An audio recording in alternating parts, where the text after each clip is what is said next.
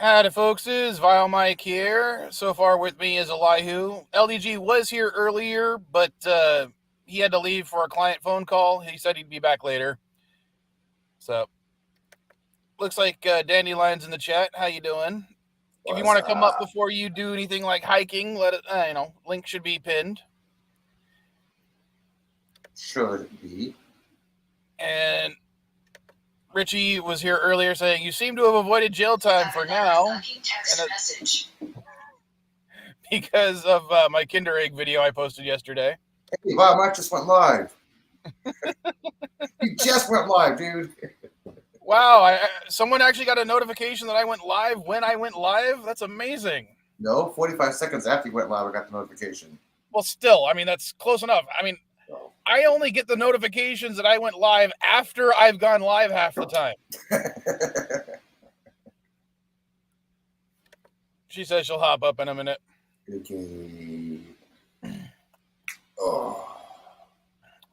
And Bird's in the chat, too. How you doing, Bird? Cuppa. Sorry, I missed bed life yesterday, dude.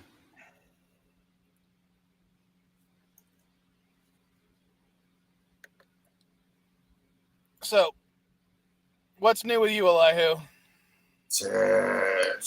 My open call sheet for jobs is blank. Because everything's shut down right now for the strike? Yeah. Well, considering I'm in support of the strike, I'm kind of glad that you don't have any work. I had a non-union job yesterday. I'm sorry, I'm support solidarity. I'm not crossing the picket line. The email's like, we understand your situation and the current situation with SAG and AFTA. We apologize for any inconveniences may have caused you, but we will continue production as well. We look forward to working with you in the future, or something like that. Like, okay, good. So I wonder how many people actually crossed that picket line yesterday. Well, I realize we'll probably run out of decent television fairly soon, but I got a backlog of shows I've been wanting to watch for years, so some of those might be okay. I actually had 3 lines. It wasn't just visualization, it was vocal. I had 3 lines. 3 lines? Oh my God. I know. You're going to be the next Dwayne "The Rock" Johnson. And how you doing, Darren? Good morning. How are you guys doing? Oh, we're just peachy. We're talking about the strike so far. Oh, yeah. Yeah, we'll see what happens. Are you for or against the strike? Generally I tend to be against collective bargaining, organizations generally, but I do think that they occasionally have a purpose, and this is one of them. So I'm fine to wait and see what the outcome is. I think they have some legit concerns. Well, I would. How's that for not taking a side? Nothing they do, nothing I can do about whatever their outcome is. So you might as well just sit back and watch, and then deal with whatever comes after it. This isn't the first writers or screen actors strike I've lived through, and a time like this, if there's nothing to watch on media, then you just can pick other things to do for a little while, like read books. Is this the first time they've striked? Both of them have striked at the same time? No, the last time this happened, Reagan was president. No, in the 60s. Yeah. The last time this happened was the 60s, yeah, when Reagan was president of AFTA. But they're both touching on some of the same things. The whole AI, technology is growing very fast, and it's always, I think, better when technology is ahead of legislation and rules and things. But eventually things they catch up, and we'll see what happens. Well, it's always funny to see. AI is only a small part of the argument of why there's strike. It is. It is. There's also residuals. Right. There's also streaming compensation. There's other things as well. So yeah, I mean, again, streaming is still relatively new. I mean, historically speaking. It so, not only yeah. affects all major actors, it affects background actors as well. Yeah. Hardest hit, right? I think Yeah, I did a basically video. what they're saying is any background actors who are in a production, they can basically use that image and use it in the future image of production without paying that person whatever. I'm like, hell no. Yeah, I hold on. made a video about this last night where I talked about that. Is streaming really though that new though? I mean, it's old enough to drive now. Historically speaking, I mean, streaming. I mean, I guess it's anecdotal, but when was the people that cut their cable? Like, when did they finally do that? And they start relying on 2016. Netflix or I mean, that's So I mean, that's still relatively new to me. About 2016 is when it really hit the point for most people. If they were going to cut it, they pretty much had cut it by that point. And I say that because that was a point a lot of people, including myself, we were literally just waiting for like a certain show to end. And once that show ended, we just cut it off. And that was the end of it. Yeah. The same thing with streaming is the same thing with basically old TV shows being played. Like, for instance, say Happy Days gets replayed. Every single actor gets paid residuals from that re-airing of the show. Just like streaming service, they're not getting paid for that. This is their argument. If it's in their contract too, they're gonna have to update the verbiage. But I did a video on this last night where I mentioned that Ben Affleck and Matt Damon were in 1988 SAG actors, but they were basically just extras in films. And for example, they did a scene for Field of Dreams set at Fenway Park where they were part of the crowd. They got paid about $100 a day to do that, which is beneath minimum wage, especially in the 80s. And and if they had that rule in place, they would have showed up for one day, signed away their likeness, and then that'd be it. And then they, let's say they wanted to be extras in a Warner Brothers movie. Well, they couldn't do that because Warner Brothers would say, well, this other studio over here, Paramount, owns your likeness, so we can't use it. I'm sorry, Darren. You're roboting. It's my connection. I'm gonna have to reset. I cannot hear one word you're saying, dude. Sorry, man. Anybody else having that trouble? I gotta go. No, it's just Elias was having roboting issues earlier. Yeah, so I gotta go to Firefox. I apologize for interrupting. Okay, that's fine. Sorry. That's fine. Yeah, I actually apologize. Wow, go figure. Yeah. Well, we're not gonna get used to it. So what would have happened? Yeah, what would have happened if they would have had to play by those rules back then? Well, more than likely they would not have been able to have the kind of career that they've had. They wouldn't, and we wouldn't have had them directing movies and things like that like they're doing now. So you can see how this is, why this is of a huge concern. Good morning. Good morning. Fluff.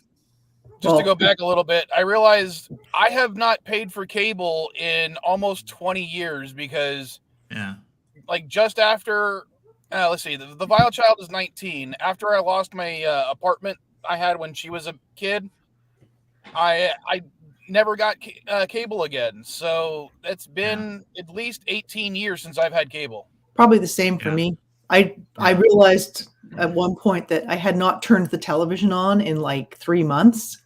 And then so I asked my boyfriend who I was living with at the time, I mean, now we're not boyfriend and girlfriend, my ex, Insane. that when did you last watch TV? And he's like, nah, I don't know. I can't remember. So I'm like, might be time to just cut the cable. We're not watching it anyway. It's like, nothing. It's too annoying to have to like watch it at the time it airs. If there was something I wanted to follow, I was just, finding it elsewhere. It's interesting. So for me, I got rid of cable in 2014, and I know this because that was when Sons of Anarchy went off the air. So it kind of went like this. I had all these damn channels, and I'm like, I'm not watching anything. I've got this cable box here that's saving stuff, and I had shit that was on there for like 3, 4 weeks, 5 weeks. And I would just end up deleting stuff. I'm like, if I ain't watched it now, I ain't gonna watch it anyway. And my oldest daughter didn't even have cable in her room. She just had stream. She just had the little bit of streaming we had. And I decided to do an experiment. I took the boxes out of my kids' rooms for a month, Nobody said anything.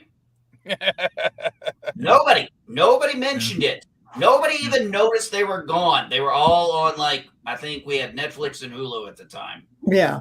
Or we at least had Netflix. That much I know. And they didn't say shit.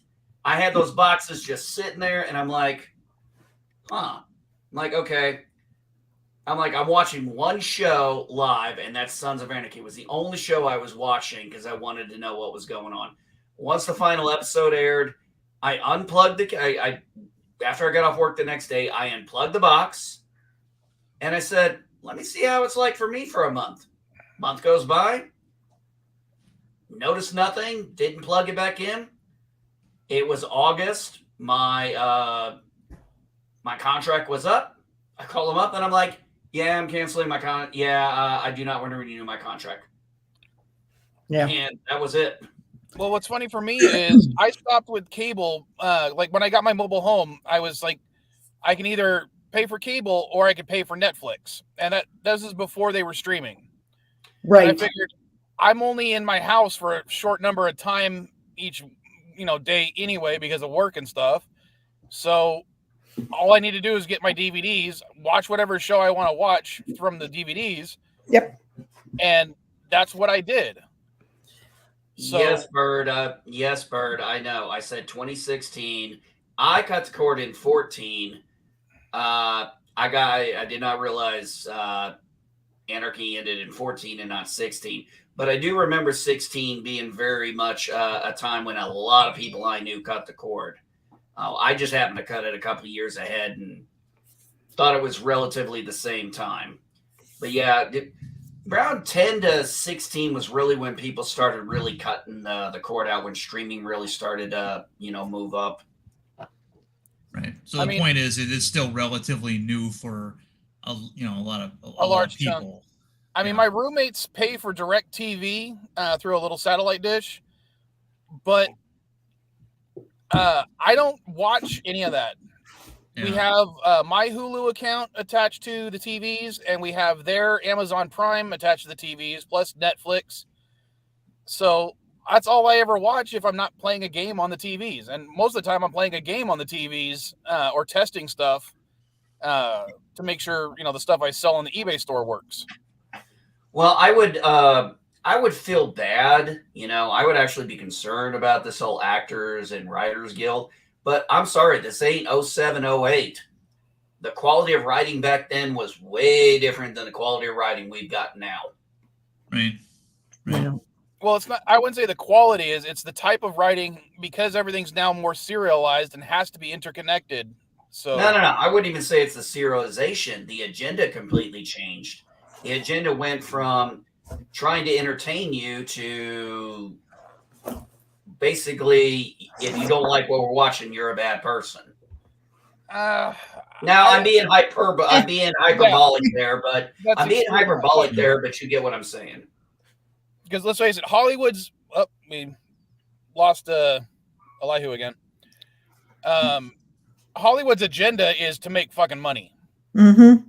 Also, they're scared of being like doing new things, right? There's a real trend towards just repeating stuff, right? There's not a lot of effort. Obviously, there's some shows that are pushing boundaries and that kind of thing, but a lot of it's just like, Speaking of that whole repeating thing, I recently watched the Transformers Rise of the Beasts movie because, I'm a Transformers fan, and I especially liked Beast Wars. That's why me and Commodore Ty were actually reviewing it for a while. But I was sorely disappointed that they basically just fucking did the same Michael Bay shit. The entire plot line could be, paint by numbers from the Michael Bay movies, and it pissed me off. Well, there was a time when sequels were like that. They took all the beats from the first movie and repeated them in the second movie. You remember Ghostbusters 2, for example? Yeah. You had the centerpiece of both movies was some big, huge humanoid figure walking through the streets of New York. There's a Stay Puft Marshmallow Man in the first film. In the second film, it's the Statue of Liberty. That was pretty fun, though. And that was one awesome of the things. that was one of the things that was disappointing about the JJ Star Trek films when they started copying the same beats from the first film. You know, you had Kirk and Benedict Cumberbatch having to do a dangerous, you know, jump from one ship to the other. It was just like the descent they did in the previous film, and you know the Enterprise seeming to crash and then rising above the clouds. You know.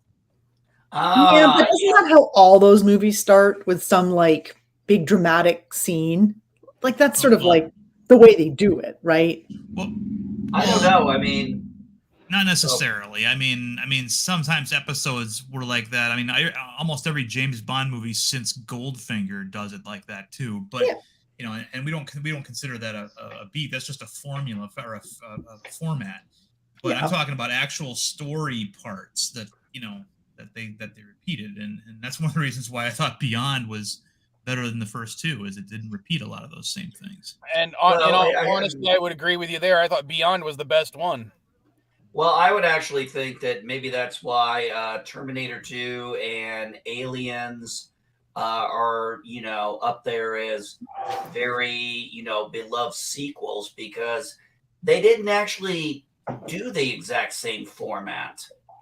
Not only did they not do the same format, they changed genres. Yeah, Both literally. Terminator and Alien can be argued to be sci-fi horror, not sci-fi action, whereas their sequels are inherently sci-fi action. That would be, I would agree. I don't know. I would say Terminator 1 would be sci-fi action, but obviously they upped it in there, but I can see where you're coming from there.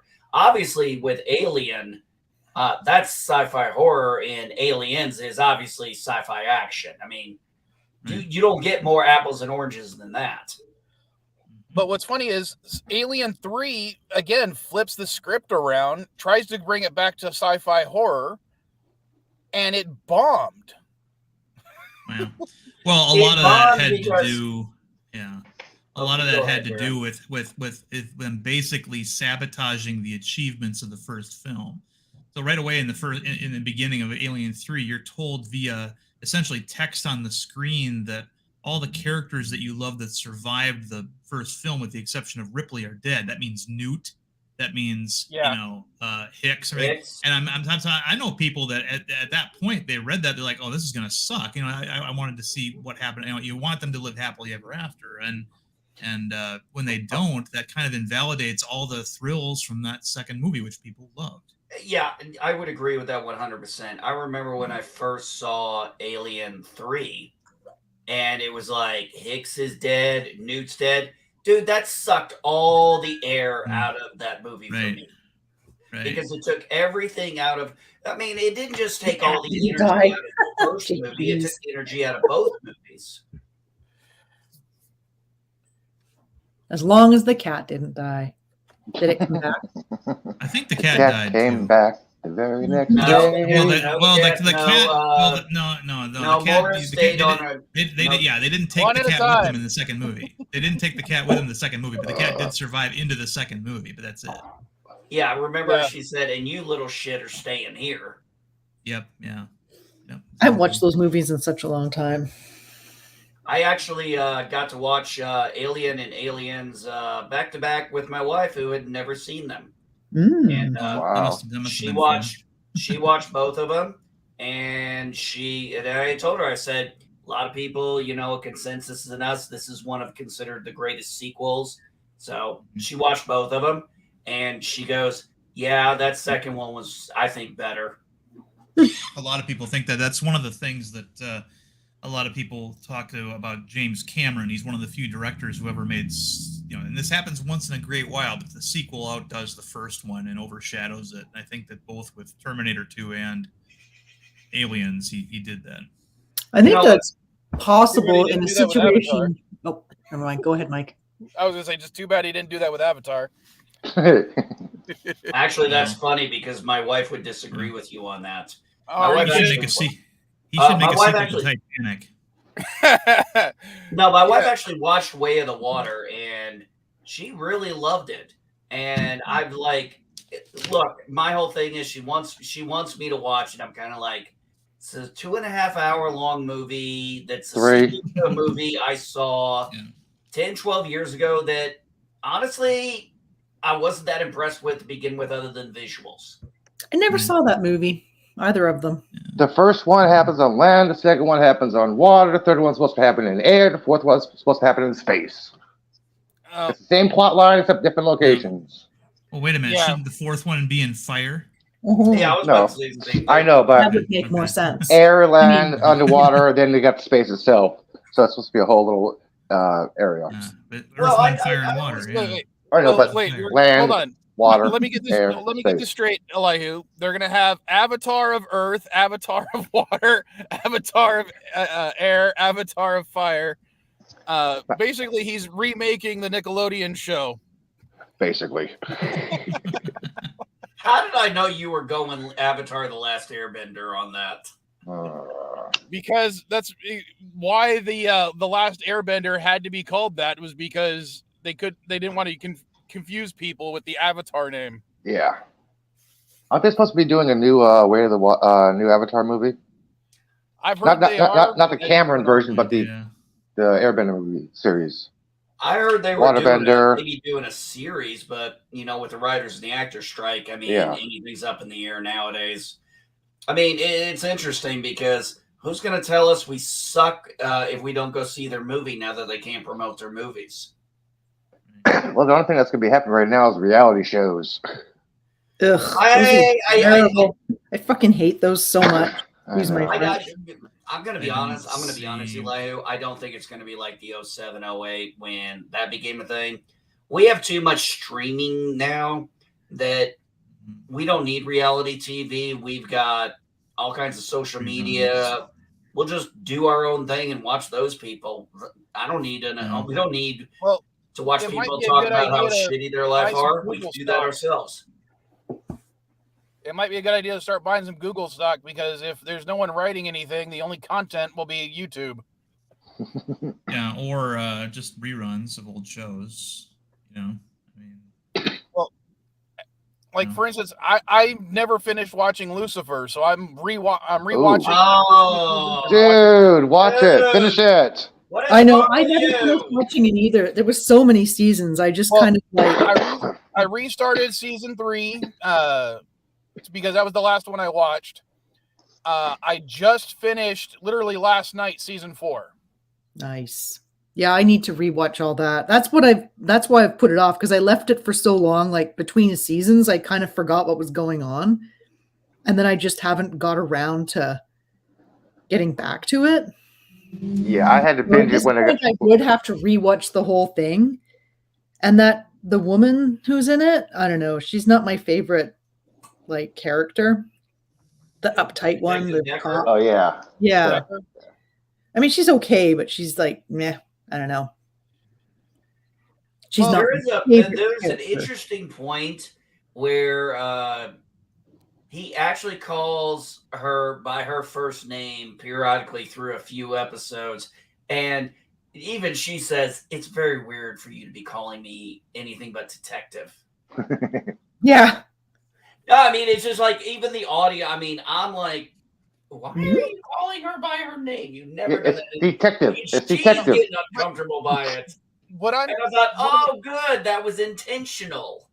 One of the funny things I'm getting about it was, I haven't read it in a very long time, but I read the original Lucifer miniseries when it was a spinoff from the Sandman.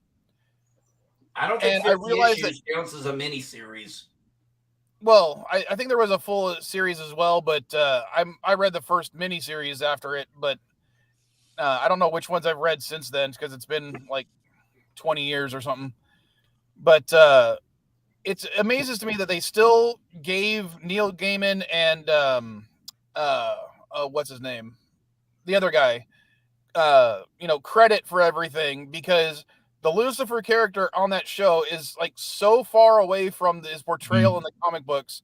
They are entirely different. Oh, exactly. Yeah, you know who Jim Starlin is, right? Not offhand. Okay, he's the creator of Thanos at Marvel Comics. He obviously got paid during the more recent films that had that character in them. But you know what? He paid even more for another character over on the DC side called the KG Beast. He got paid more for the KG Beast's appearance in Batman v Superman than he did for Infinity War and Endgame.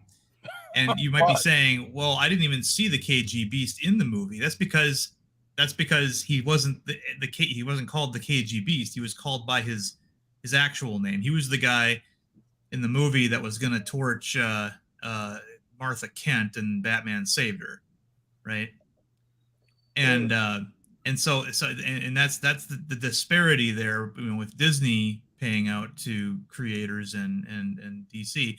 DC has an equity program that, for all creators. So for example, Ethan Van Sciver, he was the guy who first drew and is credited as a co-creator for Iron Gate Prison, which is Gotham City's prison for regular criminals. Arkham Asylum is their for the crazy ones. The regular ones who are just bad people, they go to Iron Gate Prison, and because Iron Gate Prison was featured in one of the Nolan movies, he got a pretty nice. He didn't go into details. A royalty. But he got a royalty check of with 5 figures. So it was not a bad extra payday that he didn't really didn't really know was coming. So and that's how what the disparity is like between certain studios. And we know that Disney does full body scans of every major actor that's in like Avengers and stuff, so they can use them as background characters later on. So that's kind of stuff is already happening, and that's so SAG is actually behind the power curve a little bit, and that's why the strike has to happen from their point of view. One of the things, good point, Aaron. one of the things to remember too is when it came to the comic of Lucifer, same like the Sandman and Hellblazer that had John Constantine, that was under DC's Vertigo banner, and the appeal to that was because the creators got to keep control of their character. That's Counter Vertigo. What? No. That's a character. He's talking about the Vertigo line. I know. I'm just messing with them. Yeah. I know. Usually. I know. I'm just messing with them. It was usually where all their spooky characters went. I think they moved Swamp Thing into the Vertigo line at one point, and obviously Neil Gaiman worked a lot. I thought he started out there originally, or did he? No. Moved over. No, trauma. No. Batman guest starred in Swamp Thing's 7th issue. He was part of the proper DC Comics universe, but and then they moved. I think they moved Doom Patrol over there too at one point, and other teams, but. Vertigo was basically a response. Well, I don't know if it was a response. It was Marvel had something similar called the Epic line. I remember that. And sorry for all the beeping. I'm doing all my pre-cooking for the week today, and I'm trying to get it done early because it's stupid hot today. Hey, on a nerdy and slightly not really important note, I found out recently that the farmhouse from Smallville is like just up the road from where I live. Oh yeah, nice. Damn. Yeah. I mean, it's kind of weird because it's only like a normal distance from the road. It's not like at the end of a long driveway. It's just like the house, but it's like, you could park 2 cars between the road and the house. That's about it. The one used for the 1978 movie is also in California, and I always thought that was kind of funny how they made that look like Americana with the flowing waves of grain and everything. But yeah, it's actually in Canada. Yeah, we have flowing waves of grain. Yeah, yes, you do. Well, not down here in California too. Yeah, I'm actually. I gotta go see. This is going to be weird. I got to go see a movie for the second time in theater. I'm trying to even remember the last time I did that. What movie? I went and saw Sound of Freedom last week, and my son wants to go see it this week, so we're going to go see it tomorrow. It works out for us because we need to go pick up the van.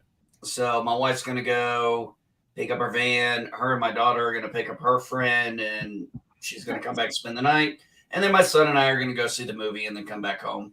Nice. He's been reading up a lot of it on his social media stuff, and he wants to know if the theaters are going to get a little too hot. I was like, okay, whatever. Yeah. Don't they have air conditioning? Some parts of the country, maybe there aren't air conditioned. I don't know. Usually they God. are, but I haven't been in an unair conditioned theater since I was like 8. No, it was weird. That was a long time ago. Yeah. One of the things it was a weird my thing on day job is Walmart has cut down their air conditioning to save money, and it's just used to be you'd walk into a Walmart and it's actually chilly inside when it's out. I don't like that wall of cold when I walk into a place. I like a little bit just to make it like comfortable. Like I don't want to have to wear more sweaters in the summer than in the winter. Right? You got to keep in mind everyone's walking around in shorts and t-shirts. 90 degrees outside and it's 80 degrees inside. It's still sweating. Yeah, but that would be more comfortable though. Like you definitely feel the difference. Well, here you need a jacket everywhere you go because it doesn't go to the back room. So in the back room, it's like 100 degrees in there. Ugh. It's fucking nuts. What is cold with you, Elihu? Well, you're in San Francisco. Isn't it always like foggy there? Well, kind of. Yesterday it was 68 degrees in the city, but I had to go to the South Bay, which was 94. So I still had to have my jacket with me when I came back to the city. Right. Yeah. That's kind of annoying. It's been really quite warm here lately. So I don't know. What would it be? Probably in the 80s by your temperatures. I wanted to say this in my head. When I was going to school in Iowa, one of the places that a lot of the students wanted to go to was the farmhouse from Field of Dreams. Apparently, the guy who owned that farm never got rid of the baseball diamond in his cornfield. Oh, cool! And they still have it. They still have baseball games there. Nice. As soon as the movie hit theaters, man, he it hasn't been as big a tourist attraction in recent years, but his house is now a gift shop for the attraction, and he lives in a nice condo somewhere else. But I mean, that's what that's kind of neat that he decided, well, I'm going to hold off on tilling all this under just to see what happens, and that was a good hunch. So yeah. The MLB had an actual exhibition game there last year. Yeah. I forgot. When are you going to get your passport, Eli? Nobody ever comes to visit me, and you're the only one who travels a lot. Oh, I can finally get my passport. I just got my had my last child support deduction from my thing, so I can finally go and get my passport because there's no child support, anymore, regardless of everything else. So. Oh, congratulations, Vile. Oh, must be. Ooh. Oh, God. Yeah, it only took a year and a half after my daughter turned 19. I don't 7 months, and I'm still waiting. I got custody. I got sole legal and physical custody of my daughter. I got no child support, and I still had to pay the bitch alimony for 18 more months. All right. No. NB, basically, That's the way it works. my daughter's mom committed welfare fraud, and the way the government decided that it needed to be paid back was because my daughter benefited from it. I had to pay a portion of it back. Oh, lucky you. So, and so I had to pay like $4,000 of back welfare that I never received. And yeah. Yeah, I had a fun one after I got custody of my daughter. I went in, I went into the court and I said, look, I know she doesn't work, so I know I can't get child support out of her. I'm like, can I get my spousal support taken off and we just offset it? Judge looked at me and said, I can't actually do that. Yeah. So I'm like, so I get the kid, I get all the bills, and I got to pay the ex-wife for another You year. quit bringing me down with all this real life bullshit. We were talking about geeky stuff. Yeah. Keep it What's the matter with you? No. The real fun part was when I actually got the text. It's like, I know you don't have to pay me anymore, but and yet, despite our complaints, he still keeps talking about it. Oh, Hey, Richie, what happened was because the child support, or at least in this case, the back welfare was being deducted directly from my paycheck. Basically, anytime that my employers did not send them the money in a proper time, they would put a hold on my passport and my driver's license. Meaning that technically I wasn't even supposed to be driving, but every time I got pulled over, I'd just show them the thing from the judge and they'd be like, okay, that's fine. But yeah, I couldn't get my passport because they'd be like, oh, there's a hold on it. We're not going to issue your passport. Ugh, that's annoying. Yeah, well, now you can get your passport. You can come visit too. Me and Mrs. Vile might do it because of you should. That'd be awesome. Flights from Mexico to Canada. Nice. You know, it's only like $27 to fly from Mexico to Canada, but from San Diego to Canada it costs like $2,000. Cool. You're American. You can afford it. What? Dude, it doesn't cost $2,000 to go to Canada. I'm being sarcastic. What the hell are you looking at? I can go to Canada cheaper than that. 2,000. It was hyperbole. Oh. He is Mike, exaggerating. You live in California. Aren't you automatically rich? I can go to Canada for $600. Nope. I ain't automatically rich. How often do you get pulled over, Vile? I've been pulled over 4 times in the last month. Yes, but how many times have you been arrested in your life? That seems like a lot of getting pulled over. Yeah. Who are you pissed off? I made a mistake and I forgot to pay my registration sticker. So I actually that'll did that do on it. Friday.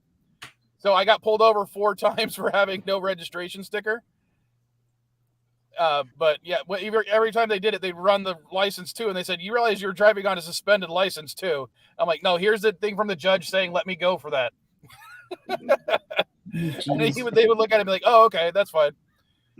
Damn. And where there's a will, there's a way. Each time they would just issue me a warning about it, and it was fine. But I finally paid it on Friday. Nice.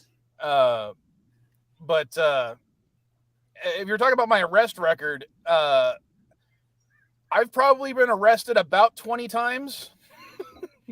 Okay, you got me beat. I've only been arrested 6 times and detained twice.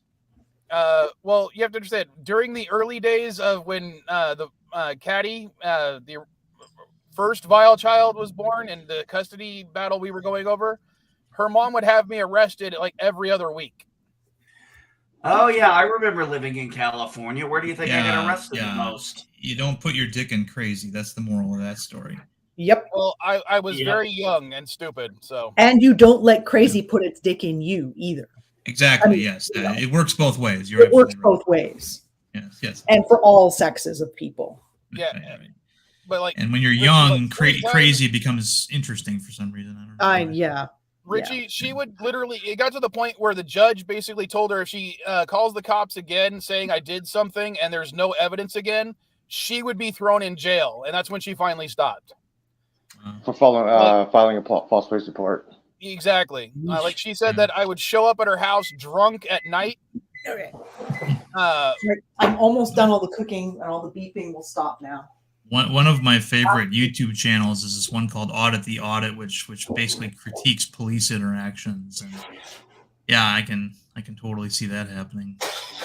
Vilemike with your wife being told that. Like for instance, don't insult me, dude. Come on, Darren. At her house, demanding that she come back to me. Except I was on video camera 40 miles away getting gas. And, well, here's the thing. She said I showed up at 1:00 in the morning drunk, and she had 7 witnesses, all family members, and the guy she was dating at the time, all say they saw me, and they called the cops that night at 1:00 in the morning. And of course, I show up to court the next day, literally with the gas station videotape saying, here's me on videotape getting gas at an Arco station 40 miles away. And they said, oh, we must have got the date wrong. I'm like, what? This happened the previous night and you decided to call 24 hours later? Yeah. She had me arrested on Father's Day on kidnapping charges because she was late picking up our daughter. Holy crap. Yeah, that's that. So that when I say I was arrested 20 times, that's what I'm talking about. Every time I'd get arrested, they would literally let me go. I wouldn't even get to see a judge. they would automatically drop the charges once the 3 days had gone up. But it still fucked me over many times because I lost jobs. I lost, time working. And she'd usually try to do it on a Friday, so I get hold over on the weekends even longer. Damn, even lower. Yeah, just kidnap a Mennonite woman or something. It's nice that you got a daughter out of it, but oh my God. Let me put it this way, and I think Mike and Elihu can relate to this one. It's pretty simple. If the cops show up and it has to do with a male or female, you might as well put your hands behind your back. You're going to jail because if she says you did something, you did it. That's it. They don't need any proof. She says you did it. You're going to jail, and I know this firsthand. Yeah, makes you want to just go to a Mennonite village and do some horse trading for a woman. I mean, that's No, it just made me want to get the fuck out of California as fast as I could. Yeah, that too. Oh, it was even funnier the times where I was in Texas and she said I was doing stuff. And it's like, I'm in Texas. How the hell was I there? Did I break the sound barrier? I think it's less of a law thing and more of a don't stick your dick in crazy thing. Yeah. But I need to reset my router. What just happened here? What do you mean? Dude, it was like silent for like a good 5-6 seconds. That I must think have it been was you. It might have been me. It was you because we were not silent. That's interesting. Either that or Elihu's connection problems are contagious. Nah, must have been. Yeah, I think so because MD was roboting for a second and I'm on my phone. I'm like, what the hell? I don't never robot on my phone. What's your carrier? Probably. Maybe the I internet. get locked out of Twitter. Now my internet. I get locked out of Twitter. My internet's getting messed up. What the hell else is going to happen today? Jeez. Go check out Down Detector. Yeah. Twitter's been doing weird shit lately. Not that I really care. I don't really use it for much. Oh, I was telling Elihu before the stream started that one of the few tweets I made recently was a tweet basically talking because I was scrolling through Twitter and it says it gives you your suggested people you should watch, follow on Twitter. Mm-hmm. And it was random person, And I'm roboting. Elon Musk. Then there was an advertisement. There was one post from somebody I follow. Then there was another suggested people you should watch, random person, Elon Musk. Right. So I did a post doing a screen grab of those 3 screens where it goes, everything I just said. Mm-hmm. I'm like, Elon, I've blocked you on fucking Twitter after you blocked me originally. I'm not going to follow your ass. Leave me alone. And that tweet never showed up. Well, free speech, right? Yeah. And I added at Twitter and at Elon Musk, and it just didn't show up. Period. Yeah. I think Elon's funny. Hey, Mike. So he's funny in a morning, Kim Jong-il way or Kim Jong-un way. So, Mike, yesterday I get up in the morning and I see a message on Facebook on the IM. It's from this guy, Rob. Okay, I know who Rob is. He goes, hey. I'm like, hey. Then he goes, do you have Cash App? I'm like, okay. Here's where you just fucked up big time, buddy. First off, I know who Rob is because I know who his wife is because I've known his wife since she was 14 because I met her when I was 16. She's my ex-sister-in-law, and I've known her for over 30 years. And I immediately go over because I know she's up. I'm like, hey, Lisa, it's Jesse. It's like, I think your husband's account's been hacked. She goes, yeah, we're letting people know. I'm like, okay, is it all right if I fuck with this guy? She's like, yeah, have fun. So I'm like, okay. So I fuck with the guy, and finally he realizes I know he's not who he is. I'm like, you're not Rob. He goes, yeah, I am. I'm like, then you might want to talk to your wife, who I've known. You might want to talk to your wife because I'm currently talking to her right now, and I don't think she'd be too happy about you giving me $3,000 that I know you need for the house. I know their financial situations. I know those people. I've known them. I'm like, yeah, nice try, buddy. Yeah, a friend of mine actually, their account got hacked, and the same thing happened. And I was like, I don't think you're who I'm talking to right now. And because the scammer goes, what do you mean? Of course it's me. I'm like, really? Because I'm on the phone with you right now. Well, I had told good times. I told Lisa, I said, well, first off, I knew it was a scam right off the bat. I said, first off, Rob would never call me and ask me for money. You would be the one calling and asking me for money, and you would have called me. You wouldn't have actually IM'd me. She goes, yeah, you know me that well. I was like, well, 30 years. I think we'd know each other pretty well at this point. At least that well. Well, we've known each other. Like I said, she's my ex-sister-in-law. Her and my daughter are very close. And after I got divorced from her crazy ass sister, the running joke has always been, she loves her sister. She just likes me more. I've actually said that in front of her, and she goes, "Yep, it's right. I do like him more than my sister." She's always been crazy. Tends not to be crazy to just one person. Nah, she's always been a good person. No, I mean the crazy ex-wife. Oh yeah, the crazy ex-wife. Unfortunately, they tend not to only be crazy to like one person. They'll tend to like the crazy doesn't like they don't keep crazy to one. Oh yeah, I always feel bad for her. I said, the downside between you and me is I at least could divorce her ass. You're still related to her. She goes, I wish you would stop reminding me of that. I'm having major internet issues right now. Maybe Elon was really mad at you, Elihu. Elihu, did you piss off an African American? I think he's just African. Does he have dual citizenship? I believe he is actually dual citizen. Well, his office is just a 10-minute walk from my house. I know exactly where the Twitter headquarters is. I know exactly how to get there. 10-minute walk. 3 minutes by bus.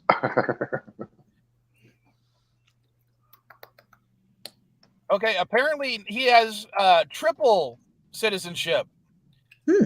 Oh, British as well, right?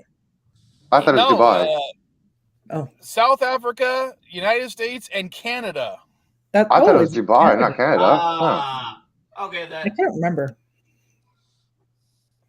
I know a buddy of mine who had his wife. He was married to a Japanese national, and apparently, I asked him, "Is she gonna apply for citizenship?" And he said, "No, we're going to eventually move to Japan when I retire."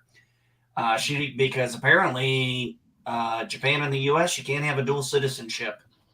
Very strange. Interesting. Really? Well, there's quite a few countries that don't let you have a dual citizenship. Yeah, he said if she applied for the American citizenship, she'd lose her Japanese citizenship.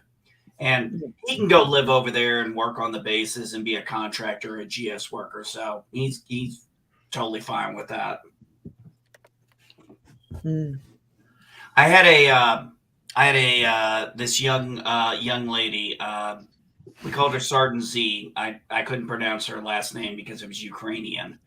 Okay. And she had dual citizenship. She was a Ukraine citizen and an American citizen.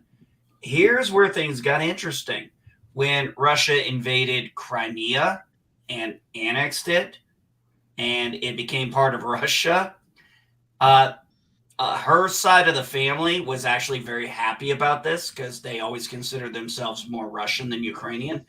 Actually ended up changing her citizenship from Ukrainian to Russian, and she had to actually now go in and renounce Russian citizenship because, well, for obvious reasons. A dual Russian and American citizen. Yeah. Makes sense. I just looked it up just because it was interesting to me because I've known people that have dual citizenship between Japan and the U.S. Apparently, it's a ruling that only occurred in 2021. That's why. Oh, really? Yeah, it's really recent. Interesting. Okay, yeah, that would make sense because now is it a rule on the Japan side? It's a ruling on the Japanese side. Yeah, that's what I figured. So you can be Japanese and get dual citizenship in America, but you can't be American and get dual citizenship in Japan. Oh, So well. that changed just recently. Yeah, well, when I had known this guy back when we worked together, we're talking back in 2010. Well, that's good for them. He's still active duty. I know he's got a few years until he retires, unless he gets another promotion, which wouldn't surprise me. Dandelion, I keep thinking your otter's flipping me I'll be- off, but he's just holding bottles. I'll be He's back in just like about holding 10-15 on. minutes. So I'm she's gonna just reset my holding on. router. Okay. Alright. Okay, you don't have to have our permission. I'll be Elihu. back. I'm gonna reset. We know I'm you're gonna reset my in router. We'll see you in a minute. Just Well, wanna it let would you be a guys- Vilemike okay. CNA stream if You guys are someone wasn't having roboting. computer issues. Now I've got this image of Dandelion swimming with otters. Don't let him back in. I love otters. I would love to swim with otters. They're the most cutest. And I'll bite you. Yeah, I'm sure they would. I'm not going to swim with otters.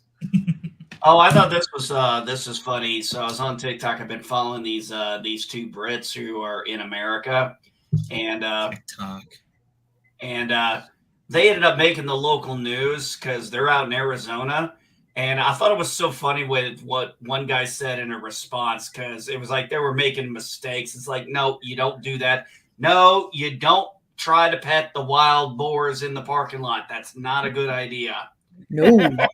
Don't stick your finger in the hole in the desert. Whatever tried to bite you will probably be poisonous. Yeah, not a good idea to pick up the snakes. And there were some funny videos because people were like, Josh, Jace, where are you at? Where's your American chaperone? It's like, Yeah, no kidding. It sounds like they need one. Oh yeah, they did a southern trip, but they had a lot of I guess chaperones. This time around, I don't know what it is. It seems like they're lacking on the chaperones to tell them, okay. People are like, dude, the Arizona locals are like, dude, yeah, come on. One guy said, he goes, dude, that was a javelin there. You don't know how quick you just found out how bad American healthcare is. No kidding. No, it was, yeah, it's crazy. But I thought the funniest one was in Arizona. He goes, okay, I've been watching these guys, and okay, I get it. Arizona is the Australia of America. We have some weird ass shit down here. I would entirely agree, especially with the people in Arizona, and I have family there, so. I never would have thought of calling Arizona the Australia of America, but you know what? I'm gonna be honest. You got some weird shit down there, so I would agree. What was I saying? Doesn't everything like poison you or stab you or eat you in Arizona? Like, or fry you, right? Or fry you? Well, yeah. I believe Arizona is one of the few states, because I know some of them are in the very eastern part of California as well, but they're actually what they call exploding cactus. Oh no! One of the things they can do is if you step on one of their root system pieces, they will kind of like launch their needles in your direction. like Well, that's not cool. I I'm trying don't to like remember what they're cactuses. called. I mean, we have a few cactuses here, but they're not right where I am. But if I go up the Fraser Canyon, there's cactuses up towards Ashcroft and stuff. But now what scared the shit out of me the most was on one of these sites. He's like, I forgot my water. I was like, you've got to be kidding me. You are out in Arizona doing a hike and you didn't bring any fucking water in the middle of summer. And if you managed to survive this, God be with you. that's pretty bad. That just shows bad. Like that just, it sounds like they're faking it, to be honest. Nobody can be that stupid. No, they're actually not faking it. I don't believe so. I've watched enough of their videos. They are genuine. And they'll even comment. He's even come in and admitted. He'll do a follow-up video. He's like, okay, guys, I realize I fucked up. I'm listening. He had a big old 1 gallon jug of water with him. And, somebody mentioned to him in that comment, they were like, if you are chugging that down and you're not sweating, you're not drinking enough water. I'm like, Yeah, he probably needs to know that. Mm-hmm. So you guys watch Strange New Worlds this week? I did. No. I thought it was the best episode of the season so far, but it had some problems. But I mean, I found it I don't know, akin to kind of like a Data episode with him having emotions versus whereas he's never been able to experience emotions. You've got Spock, who Vulcans we know have strong emotions. That's why they suppress them. But now he's a human. He doesn't have those barriers in place. well, the Vulcans have always been written with kind of a dual opposing idea. The idea that A, they don't have emotions, or B, they have them, but they don't. They suppress them. Yes. All right. I want to. What is it, host? Sorry for interrupting you, Darren. I want to correct myself because I was just reading it because I had to go to Google about it. The cactus is called the jumping cholla or something like that. And it technically doesn't shoot needles. It's just that they detach extremely easily and can get into your skin.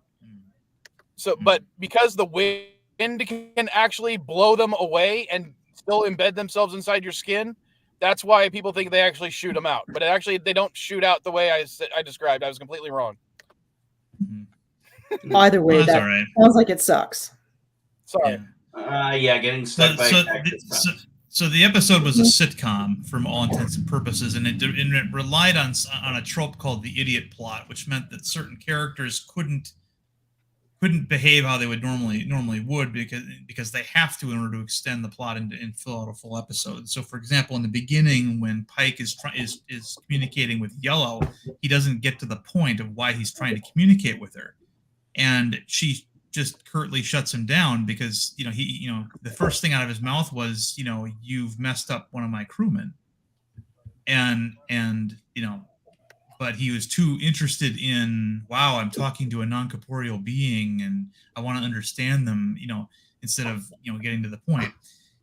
Another aspect of the idiot plot trope was when they decided not to inform T'Pring of the situation. T'Pring could have probably convinced her parents to avoid the whole thing had she known how severe the issue was, but they didn't do that, so they could have an episode where things happen. Pike was totally cucked in this episode. I mean, he reduced to making finger food for Vulcan snots and just things like that. But I mean, I still laughed at the episode. I enjoyed the camaraderie between the female characters. I thought that part was really good. I'm going to interrupt really briefly. It's going to be hot here today by my standards. So I'm going to head out for my morning hike. So I will chat with you all again soon. Have a great week, everyone. Take care, Dandelion. Bye, guys. Darren, did you like the part when Spock was basically confronting his new mother-in-law about human things, and you see Pike no, I'm not getting into this. Yeah, he's reduced to the comedy waiter. I liked that part. That was funny as shit. Well, yeah, it was a funny episode, but I mean, in order to get to that comedy stuff, they had to utilize some tropes that I don't necessarily agree with. For example, The Trouble with Tribbles is also a sitcom, but everybody acts the way they normally would. It's just that the situation they're in is ridiculous, as opposed to this one where they had to actually alter some of the behaviors of the characters in order to get it to work. Well, in one aspect, we do have to remember Vulcans are they're assholes. Let's just be honest. Yeah, they've always been assholes. Yes, and hold on. Before you get any further, I want to make it for the record. I was the guy who convinced the salty trekker of that fact.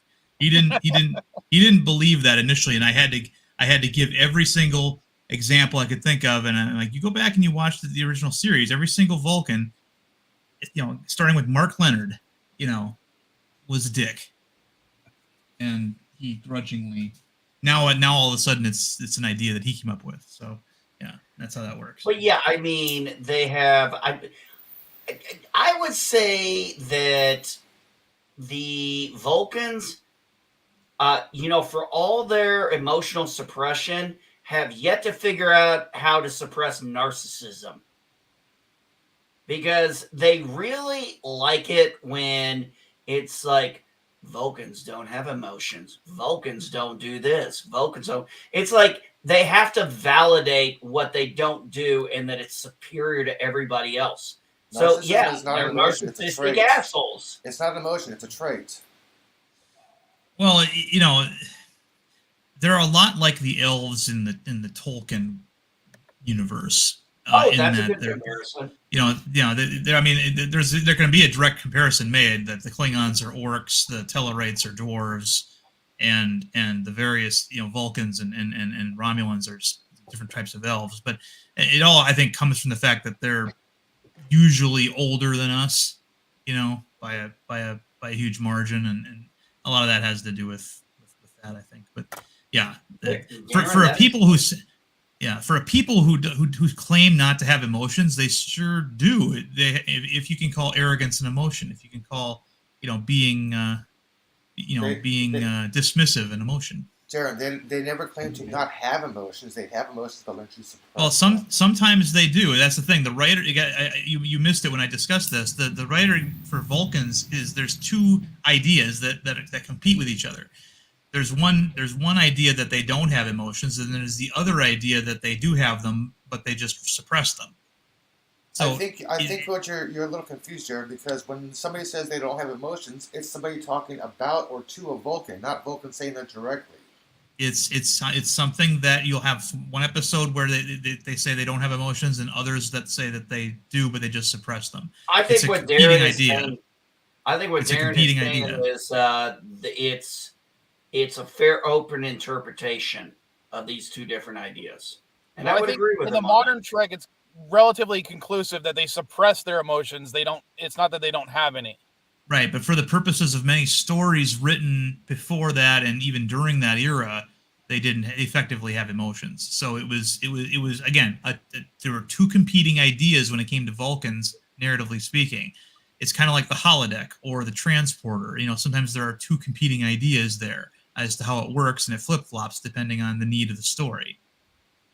One of the best I think examples of the whole thing of Vulcan ideology would actually be Star Trek VI, when you look at Spock and what was her name? Valeris. Yes, Valeris. Because remember how she goes, a lie, an omission, and she's asking an error. An error. And then he goes, a lie. She goes, a choice. Right. And I mean, it showed that there are, even in a world of suppressed emotions where logic, it really was one of the rare times you saw that Vulcans have ideological differences, even in the realm of logic. And I always found that fascinating. Oh, yeah. The Vulcan serial killer on Deep Space Nine did everything he did in the name of logic. So why aren't they all serial killers? Well, because he had a different interpretation. Whether it was a result of insanity or not is irrelevant. It was a different interpretation. So, yeah. Well, what was it that episode with Picard where this Romulan was claiming to be from Vulcan intelligence? And she said, sometimes he goes, that would be an illogical point of view. Vulcans only for Vulcans. And it goes, extremists sometimes have a logical of their own. I'm like, that's a fair statement. And just from the people on this panel, logic can get you to entirely different opinions. So I don't think logic is as straight a line as sometimes people make it out to be. Now, math is logical. Math is, I think the only thing we really have in any form of science that's a straight line. Well, math is logical in the idea that pure math makes sense, but there are mathematical concepts that kind of fly in the face of logic. Like, for instance, when you get to like really big numbers or abstract numbers, Take infinity, for example. Mm. Did you know that infinity minus 1 equals infinity minus 2? I think I've heard that term before, but So it's like if you're subtracting more from 1 and they're the same starting number, then how can they be equal? It's because infinite is infinite regardless. But you can also have infinities that are larger than other infinities. now you're getting into the. I'm talking. Okay, now you get into the way out there stuff. I'm a grounded guy. Okay, I'm a grounded guy. What I think about math. If it says I need a 3/4 crescent wrench, I need a 3/4 crescent wrench. It's as simple as that. I know, That but what theoretical stuff is out. That theoretical stuff, yeah, that's outside my son keeps asking me about what I think time travel would be like. I'm like, son, I don't even think time travel is realistically possible. It is. well, Of course certain you kinds would of think time they travel. would. It's not a straight line. Well, certain kinds of time travel are possible, but it would only be going into the future at different rates of time. Well, if I can't get back to the 1980s, I don't care. Yeah, travel to the past is so far impossible. Nothing's impossible, just improbable. Yeah, well, you know what, Elihu? If you make a time machine that can go back to the 80s, can I hitch a ride? It's like, I don't Really have the wanna do that? mathematical calculations for that because I need to find the O-axis, and I don't know the actual cosmic speed of the galaxy. Okay, I cannot Some of my find the O-axis, man. Some of my favorite Twilight Zones were the ones that had to do with time slips, where the actual mechanism of the time travel was irrelevant, and it was just the character all of a sudden finding themselves in another time, and then trying to get back or whatnot. Yeah, there were several episodes like Darren, that in Twilight Zone. Have you ever heard of the back rooms? Yes. Oh my gosh. Oh yeah, I've watched every Backrooms that Kane Pixels has made at least twice. Yeah, So I think it's. As soon as you said that, I'm like, oh, you'd enjoy that, and it turns out you've already watched it. Oh yeah, Hey, yeah. Go ahead. Oh, hey, Darren. I pretty sure this was Twilight Zone or Outer Limits, but I'm pretty sure it was Twilight Zone because of the way you brought it up. So these three guys, these gangsters, they rob a bank. They get all this gold out of the bank. Yeah, and the Rip Van Winkle caper. Talking about? It's called the Rip Van Winkle caper. Yeah. Yeah. Yeah. And the whole point of this is they sleep till the statute of limitations are over. One of the guys dies because his tank got hit, and they're walking through the desert because they broke their fucking vehicle. And the guy's like, the whole thing is about, I've got gold. And when the guy dies, they want water, and they're buying gold from water from each other at like 1 gold bar, 6 gold bars. They're criminals, so they want all the gold for themselves. And then the last one dies, and as he's dying, he's found by a young couple in a space-age vehicle. And they were confused because he seemed to think that the gold he was carrying he seemed to think that was valuable, and gold had no value in the future. Yep, that was the episode. It was a really great episode. I mean, it was one. I think that when I saw it a few years ago, I think that was one I might have missed back in the 80s and 90s. Yeah. One of my favorites is called the Last Flight. It's about a World War I British flying ace who lands in a 1959 U.S. airbase in France and is very confused. And it turns out that he fled from a dogfighting fight with German planes and got sucked up into the clouds and got deposited, in what was then the present. And he figures out he has to go back and essentially die so that an even greater pilot that he was flying with would then live to fight in World War II and stuff like that. And it's a really good little episode. One of my personal favorites is Sail for the Ages. Pitch for the Angels. Yeah, where he's got the salesman, One for the he's Angels. gonna die, and Yeah. he's like, I just want to make one good sale, and the ending is just so well done and so well written, and he's like, it has nothing to do with time travel, but yeah, it was a good episode. no, it didn't have anything to do with time travel. It just, you mentioned the Twilight Zone, and dude, I could talk hours about Twilight Zone. First, you're talking about time travel specifically, and then it just goes into these are great episodes of this one show.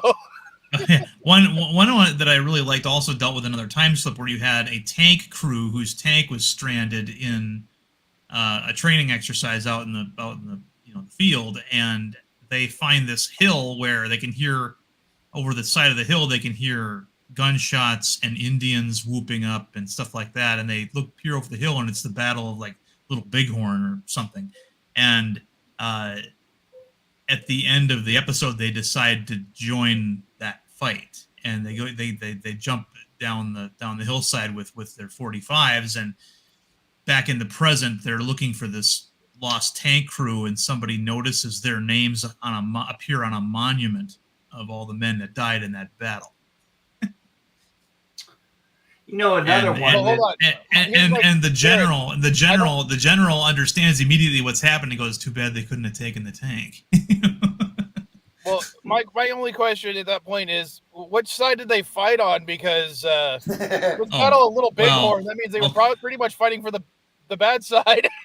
Right. They it was cowboys and Indians, and they kept talking about, didn't you play cowboys and Indians when you were a kid? This is designed for a different version of America, this episode. So it was very much mid-century, and they were gonna go jump down there and kill them some Indians, and they ended up dying, because the battle has to be lost.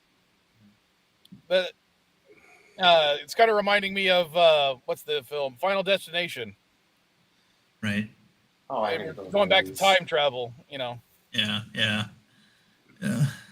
Well, they had another one where the professor from Gilligan's Island made a time machine where he could grab somebody from a different era, and he grabs a Wild West criminal who's about to be hanged, and he teleports him. He teleports him just as he would have gotten to the end of the rope, or towards the end of the rope, and the scientist does not understand what he's actually acquired. He doesn't know what the rope burns on his neck mean or anything, and the cowboy cannot stand living in the present of New York. He's in New York, and he says there's constant noise here, like thunder all the time, and that is something that somebody from the Old West would notice about a big city. And finally, he just gets driven insane, and shenanigans ensue. Yeah, and he'd rather die in the past than live in the present. I think a lot of people seem to think that way.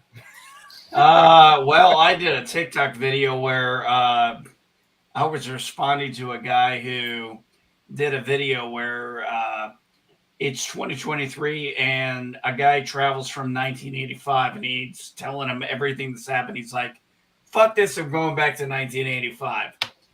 And he's like, please take me with you. I stitched it with the Incredible Hulk outro, putting my thumb out, being like, can I hitchhike? Yeah.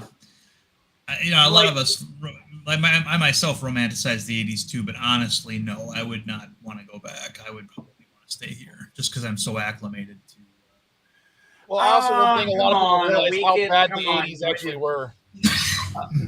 Darren, a weekend at the mall in the 80s. The whole weekend or just one afternoon? I mean, take your pick. The mall here wasn't that big. You couldn't spend a whole weekend there. But, I mean, again, yes, I walk through the mall today and it's a ghost town, and it makes me sad, so I don't go there anymore. But, I mean, there are certain things that I miss. The big hair, the fact that all of the youths of America were simply united under one banner. That was the MTV banner. Things like that. I mean, there's stuff that I miss. I think our culture was a little bit more unified. Because there were fewer channels for entertainment. There was no social media. So you had to use social skills on the local level. Yeah, but do you really want to go back to a house that doesn't have a computer in it, a phone that's on the wall?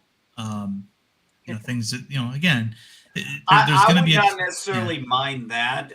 The only thing I would have an issue with during the 80s, if I'm going to be honest, the misinformation of the AIDS crisis. I think we can all agree. Well, there's a lot of misinformation about a lot of things in the 80s too. I mean, yeah, but that was the big one. Well, I was a child when I- that was going on, so it was really. I mean, the Satanic Panic. Remember that one? Oh, that was in God. the 80s. I mean, there was that. There was,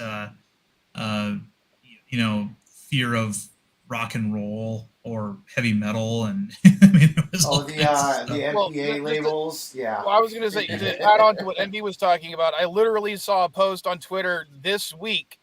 It was still saying that only gay people can contract the AIDS virus because it can only be contracted via anal sex. And I'm like, right. you got to be kidding me, right? You're joking, right? I mean, Mike, you're joking. No, I'm dead serious. It was a post I saw on Twitter this week. Are you telling me that that's like the equivalent to a flat earther? No offense. Wait a minute. Hold on. All offense. Well, then all offense. Okay, no. If you didn't mean offense, why do you even say all offense?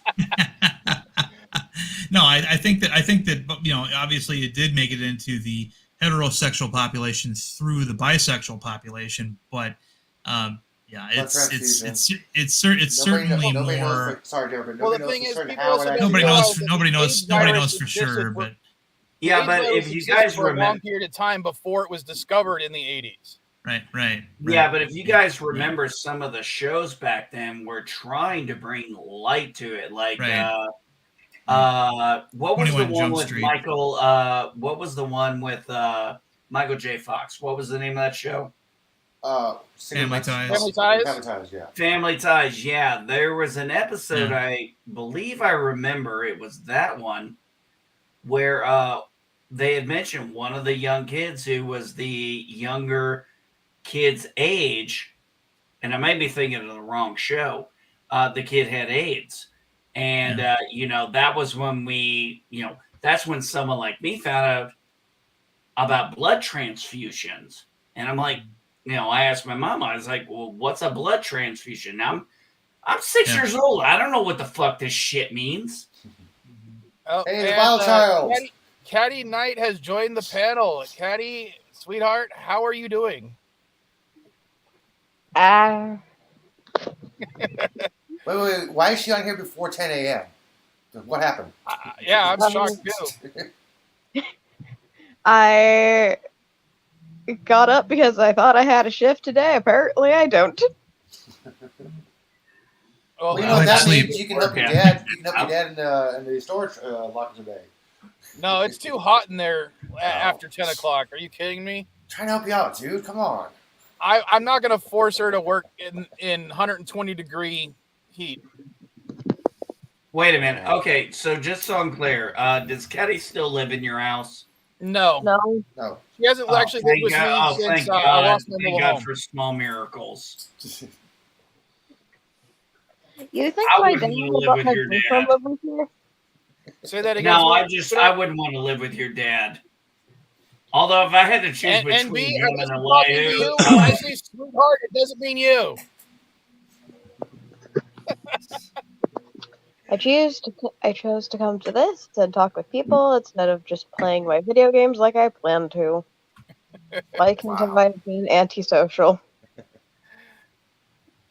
Well, have you sent the text message to your siblings yet? I talked to Addie yesterday.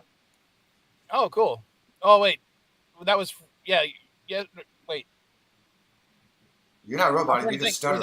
Was that the day I took him to McDonald's and you called when we were at McDonald's? Yeah. That was Friday. So that was not yesterday. Sorry, I talked to Addie Friday. My days are blurred. Yeah, the younger Vile kids, all three of them are in a play of The Wizard of Oz next week at an actual playhouse. I mean, it's a one where legit concerts and plays take place at, and the younger kids want their big sister to show up, and they're trying to convince her to be there. Are you the witch, Caddy? No, Caddy's not in it. It's only the younger kids. Oh, okay. The Flying Monkeys then. All right. The Lollipop Kids. Lollipop Guild. Guild, sorry. Yeah. If I can go there, 1 depends on my boyfriend, 2 depends on my work. Voice.ai. Well, what LDG? You know me, I'm going to all 3 performances, and Mari's going to try to show up for at least one of them, the Friday one. So that's Mrs. Vile, for those that don't know.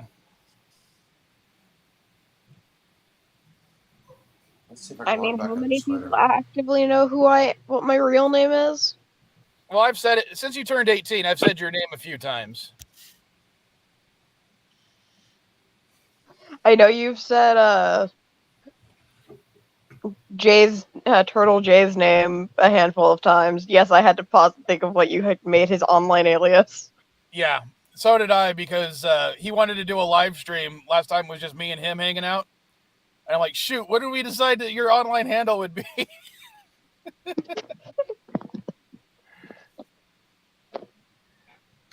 It's not starring the Vile children.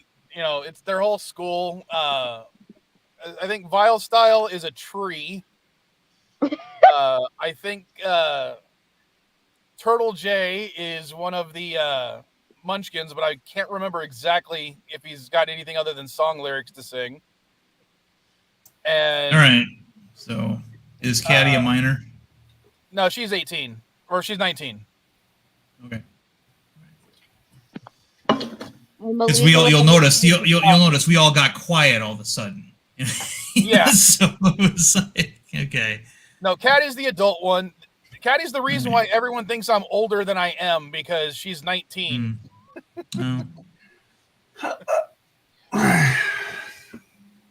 I'm 19 with a nearly 21-year-old boyfriend. Yesterday, I was hanging out with some of my guy friends, and I'm the youngest one by about 12 years. Okay. Yeah, I'm not exactly comfortable around 20-year-olds. They're weird. Yeah. I had some gaming news. Apparently, Starfield, the new Bethesda game that's coming out this fall, does not have a voiced protagonist. So they decided after Fallout 4 to not do that. That's interesting. Okay. I have no interest in Starfield at this point. I know there's a lot of hype for it, but I'll wait until I'm gonna wait too, because I'm not crazy about NASA punk, but just the idea that one of the things about Fallout 4 that everybody complained about was the voiced protagonist, and they decided not to do that, which makes less work for them. So I'll be honest, I'm a huge Fallout fan. I don't mind a voiced protagonist in Fallout. What I minded was the piss poor options for having them say their lines. Yeah. It made no fucking sense half the time. Well, you couldn't tell exactly what they were going to say. It just gave you a one-word thing, like, be sarcastic. And it's like, no, I like it better when the older games, when they kind of gave you an idea of what was actually going to be said, in a different menu at the bottom. Yeah. I mean, you're talking to somebody who still has Fallout 2 on one of their computers, so. Oh, are you trying to show off something? Yeah. Uh-oh. Am I going to get in trouble for this? I love the internet. I don't know what that is. That's the woman who's playing on the plane. Okay, let me explain, Eli, who it was my image. Okay, so there was footage last week, or actually probably the week before, of a woman who she wigged out and needed to leave the plane because she thought the person seated near her wasn't real. And nobody has been able to find this woman since then. And there's been a couple different people that have come forward, claiming to have the explanation, but nobody can confirm that they were on the plane either. So, so everybody's just taking that image of her, at the front of the plane declaring that the guy back there wasn't real, and making, anime out of her, photoshopping her like that and stuff like that. So it's, So basically it's just someone went crazy on a plane. Well, she didn't go crazy in a violent way. She didn't go crazy she just got off the plane and, but then felt the need to turn around and tell everybody to watch out because the guy back there doesn't exist or something. It was, again, it's a mystery. People are trying to locate her and nobody can seem to find her either, which is very strange. So what I'm getting from all of this is she was the one that wasn't real. Yeah, it's but then of course, since she's kind of cute and a lot of guys are like, there's a lot of guys on Twitter that are like, this is my future wife, I need to find her. I thought we established, based on stuff that we've already talked about on this channel, you don't put your dick in crazy. Right, I understand, but there's a lot of people who don't. Okay, let's be fucking honest. We date women. There is at least 5% crazy by law. It's just as simple as that. Oh, It's you think how it's much only crazy. 5%? Say that What's again. that? You think it's only 5%? Every woman is at least 50% crazy. No. I said 5% is the bare minimum. That's the bare minimum. We know women are crazy at least 5%. There's no 0. There's no 0 through 4. If a woman says that, no, I'm 0 crazy, that's a serious red flag, and you should run as fast as you can. Yeah. Best way I can describe it is every woman is at minimum 50% crazy. It's just some know how to mask it better than others. No. The whole thing is men are looking for about the 15 to 30% crazy. That's the area we generally can work in. Unfortunately, my first marriage was, I don't know what level of crazy she was on. That's the 5% crazy woman there, a Mennonite woman. That's why you got to go find one of those. If they're wearing a bonnet. I agree with the. I would kind of disagree with that, Darren. I think Mennonites are pretty crazy. All right, let me show you the original image. I showed you the Photoshop one where somebody put her in a bikini, but I have the original image here from the most published video featuring this woman's outburst. That's what she was actually wearing on the plane, and so yeah, but Sorry. nobody can find her. So. I don't like the whole holes in their jeans thing. I actually get mad at my kids every time they want to buy jeans with holes in them. Yes, I mean, when you got an old pair of jeans, they're fine. I don't like the whitewashed or stonewashed jeans, the ones that were bleached to into whiteness in the 80s. I didn't like those. I don't like the manufacture part. It's either natural or it's just fake. Like t-shirt. Caddy will tell you, I keep a sewing kit both in my house and in my car for when I need to stitch up a hole. Right. I don't remember if it was you or my mother, but I wanted to buy a pair of ripped jeans, and one of you looked at me like dead in the eyes and went, "If you want ripped jeans, get me a pair of your old jeans. I'll rip them." Right. That was probably your mom. Because a lot of guys, when they're thinking about what their guy friends when they were teenagers would do if they came with ripped jeans, because obviously a lot of guys would just come along and try to rip them even further as a joke, and I think that's part of the thought process behind forbidding ripped jeans. Well, one of the things I think also was, we could tell the difference between a naturally ripped jean versus a manufactured one. And the manufactured ones, you could, if you know anything about sewing, you could see the reinforcement stitches. Yeah, exactly. And I mean, we looked at them as jeans. Posers. But then you have, somebody earlier mentioned Family Ties. I remember a scene in an episode where Mallory wanted to wear ripped jeans, and her two parents wouldn't let them. And she brought up the fact that they wore ripped jeans when they were protesting in the 60s, and they stoically looked at her and goes, "That's because we were protesting, an evil government, and that was why you just want to wear ripped jeans because you think they look cool." And that made no sense, but Mallory bought it.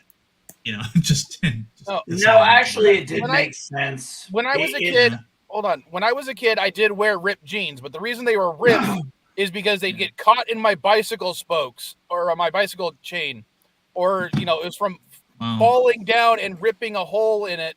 And of course, the knees were always gone because we'd always scrape our knees. That's why I had holes in my jeans. It's not because I went to a store and bought them that way. Yeah, exactly. See, my holes came from wear and tear. They sure as hell didn't go because I paid some guy to cut my jeans for me. I think Richie's having fun. Richie, the reason I know about that stuff is because my dad taught me. He was in the Navy, and when you're on ship for a long period of time, you're the one who's got to stitch up your clothes. So my dad taught me, and Cowdy will tell you, I've stitched up holes in her stuff many times. Oh, what, you think it was that much different for us Marines? We were in the field, man. We had to stitch up the ass end of our cami bottoms. Oh, God, I don't even want to talk about how many times. Look, in the Navy, we wore denim, with the dungaree uniform, and that ripped a lot more than fatigues. And the spool and thread was general issue.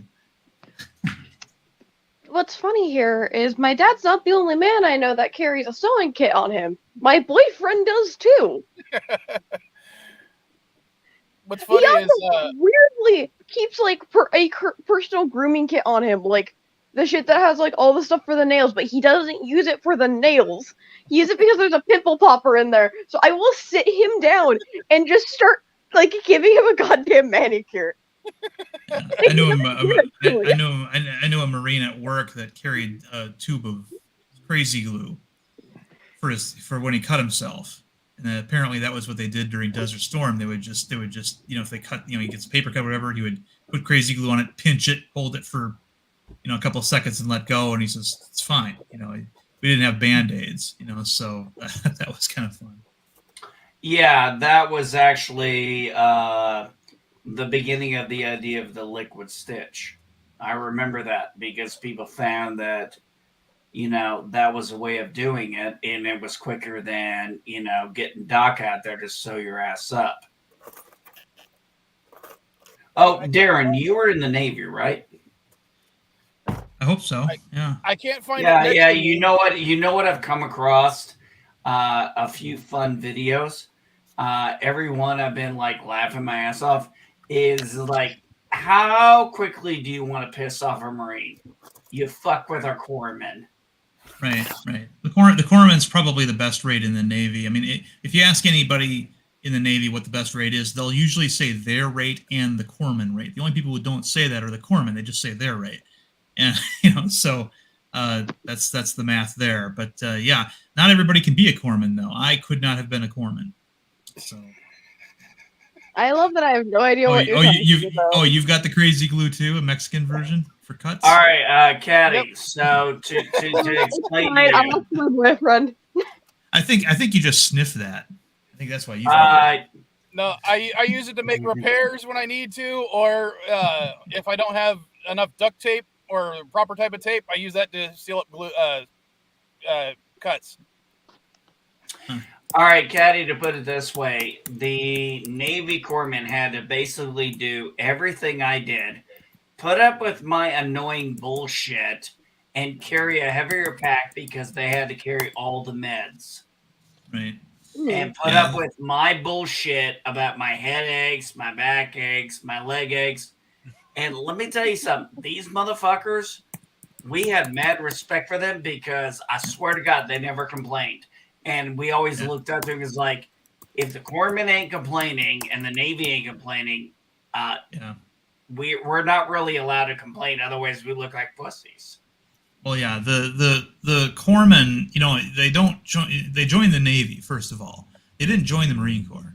They joined the Navy. And when you join the Navy that it's not the Marine Corps, right? So and then once they get in, they become full-fledged corpsmen. Then they're offered, depending on scores and various other things, fitness, if they want to go green or stay blue, and that's the code name for being in a Fleet Marine Force unit or not. And a lot of them volunteer. My ship's corpsman when I was on Trepang was the most impressive guy in the crew. He had gold jump wings above his ribbons, and then his submarine combat thing down below his ribbons. But he was in a Fleet Marine Force unit twice before eventually becoming an independent duty corpsman on submarines. So, he was a bubble ass too, huh? Oh yeah, well yeah, he was on a sub. So he jumped out of planes, then he went deep with us. So I mean. And I just know that he was looking at a lot of our complaints as, I can't stand these fucking pussies. He was so much a higher caliber of human being than the rest of us were. We had Darren, we had this chief, we had this master chief, and this guy was hot shit. I mean, when he was Master Chief when he came in the unit, he was Command Master Chief while he was there. Right. And this guy had been in 25 years of the Navy. Mm-hmm. He had spent 20 of them as a corpsman in the Fleet Marine Force. And do you know what a lot of us used to say to him? What's that? Dude, you're more fucking Marine than we are. Oh yeah.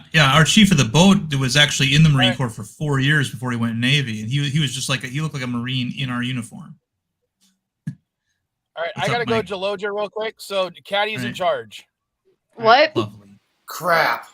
I mean, hey. Oh, Darren, another thing too. Those guys, they had to adhere to our regulations, our training, our standards, without going through our boot camp or anything. They volunteered for that shit. Well, I think that they did have a special course they had to take, because obviously, they had to be able to recognize certain things about Marines, what's on their uniform and stuff. Yeah. But yeah, I think that they did have something they had to go through that was considered rather tough. It wasn't like Marine Corps boot camp. It was designed for people who were already in, but it was a bit of a crash course. Yeah, it was probably like we did in the Marine Corps. If you didn't go to ITB infantry, you went to MCT, which was 2 weeks, which was basically, a stripped down infantry training.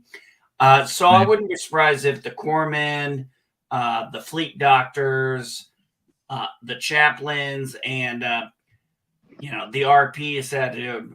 One of my best friends, who I'm still in touch with, he was when I met him, he was the RP2, and I got out and joined the Air Force active duty. He got out of the Navy and joined the Air National Guard, and turned out, he's from California. So when I was stationed there, his guard unit was up doing an air event with us. And, for the first time in like 12 years, we got to see each other. That was fucking awesome. Yeah. Okay. So I'm sharing a picture here. This is a still from, and you can see this video on YouTube. It's a video that depicts what happens when naval personnel first arrive at basic training in Great Lakes. It's called Night of Arrival, and this is a chief. He's the first one barking at you. He's the one that has to set the example before you even start training. And when I look at this guy, first of all, he's got a catechoose on a tattoo on his arm, which is the symbol for the corpsman. So I know he's a corpsman. And then the next thing that jumps out at me is he's extremely young for a chief, which means he's probably hot shit. Then I look at what's on his chest, and obviously he's got a lot of ribbons, but I don't look at that. I look at what's on top of it. That's a CB, a construction battalion pin, and then under his ribbons is a Fleet Marine Force pin. So this is basically one of the guys we're talking about. But I'm also looking at his second ribbon, which is 2 NAMs that I can tell. Yeah. And the Navy and the Marine Corps don't get that shit out for nothing. No, they don't. Navy Marine Corps achievement medals are something that's, and then there's only one. I mean, I've only seen 4 people get a NAM. I've seen one person actually get a COM, but they are relatively rare. But this is the guy that first greets you at basic training, or he did for about 3 years between, I think, 2018 and 2020, right in there, and so yeah. This is an impressive guy. This was like our doc on the submarine was like this. He had way more awards and qualifications than any of us did. I just wanted to share that. Well, Hey, what's the type of Marine that Caddy's dating right now? What? Oh, Caddy's dating a type of jarhead. Marine that you're dating right now? He's an ex-Marine who got medically discharged. There's no such thing as an ex-Marine. Right there. He joined a cult. He's in it for life, even when he gets discharged. But I joined the Air Force after I left the Marine Corps. I'm still a Marine. Yeah. He was in the Marines for what I know about a year, but ended up getting medically discharged almost directly out of when he got out of boot camp because of an injury to his back. I knew. Oh, I had a guy that happened to. Injury to his what? Back. To his back. Oh, okay, gotcha. Yeah, I knew a guy back in Fleet. He got medically retired basically because he shattered his knee, for lack of a better term. And this wasn't at boot camp. This was actually at radio operator school. And they still sent him to Fleet. And for the next year, he spent walking around on crutches, having to get waivers for everything until they finally medically discharged him. Wow. So, Caddy, did he stay in basic training long enough to actually be awarded the Anchor and Globe? Yes. Okay, then he's a Marine. Then he's a Marine, so that's fine. Yeah, if he was Caddy, if he graduated boot camp and he got the Eagle, Globe, and Anchor, he's a damn Marine. Yeah, nothing can take that away, and I'm very strong on that belief. Yeah. One of the, it's funny because I actually thought about maybe re-rolling as a corpsman when I was in the Navy, but then I had a situation where I discovered that if I see certain things, I tend to lose consciousness. Like if a person's the wrong color, like blue, or if it looks like they've got a second elbow in the same arm, their limb is bending the wrong way. Or I see human meat that I'm not supposed to see normally. I tend to black out. So yeah, the corpsman on the boat said, "Wagner, stay with sonar. stay a sonar guy." He's like, yeah. When I was in college, back when I kind of thought at one point I would go pre-med, and I was taking a anatomy course. Yep. We actually had to dissect a cadaver. Yeah. And there was at least 2 or 3 people in that room where as soon as we start cutting into them, the first thing they do is puke. Yeah, that always happens, man. Yeah. And it's not even bleeding. Yeah. I have no problem. Some people watching a scalpel cut into a human body. Yeah, I have no problem cleaning a fish. I have no problem cleaning a fish. I used to watch my dad, field dress squirrels when I went with him squirrel hunting. I don't have a problem with animals, but man, if it's a human being, something just I check out. It's like... to answer Richie's thing, who would have thought radio operator school would have been so dangerous? Dude, the first week of radio operator school was they taught us how to drive Humvees. And they only gave us a week to figure those motherfuckers out. Well, not to mention, back in Vietnam, a radio operator was one of the most dangerous things you could be. Oh, what do you think? It changed? Trust me. I was the guy who was usually, the normal way it was said, I was usually the first or second guy to get shot. It was between me and the lieutenant or the officer next to me. Because chances are if the radio operator guy's there, the guy next to him is the officer. So one of us is getting shot first, the other one's next. Hey, I'll be back in like about 10 minutes. I'm just going to run and get a donut. All right. But yeah, also our training was, Get me one too, will you? Do you guys want to hear my favorite story about my boyfriend? Sure, why not? So, a while back, me, my boyfriend, and my best friend all went out to a little like farmer's market. And we got food and we sat down, and maybe like 5 feet away from us was a guy who we had watched like down an entire bottle of what I want to say was like Jack Daniels, and then proceed to smoke a joint.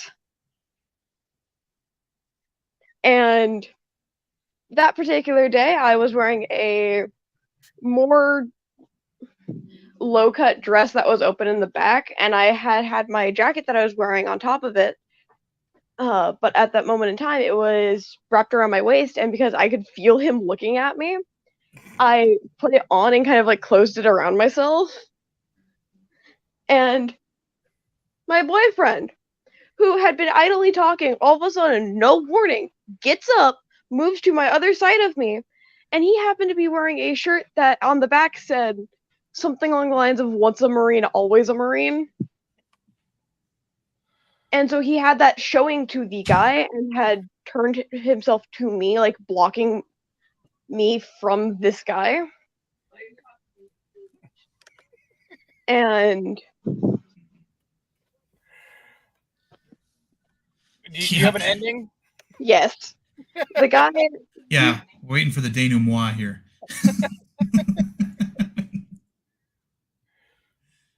Sorry, go ahead. Sweetheart, you muted yourself. Sorry, no, my mom's out for a second. Oh. Who let her out? Uh-huh. Never mind.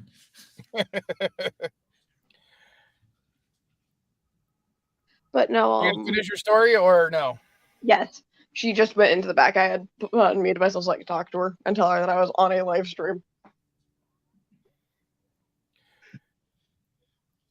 Guy starts spouting a bunch of bullshit.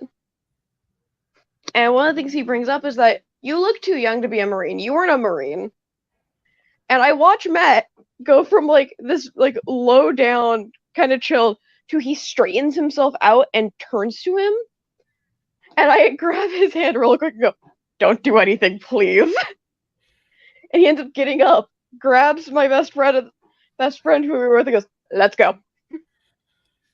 Well, to be fair, sweetheart, your boyfriend, sometimes I feel like I could just pick him up and snap him like a twig.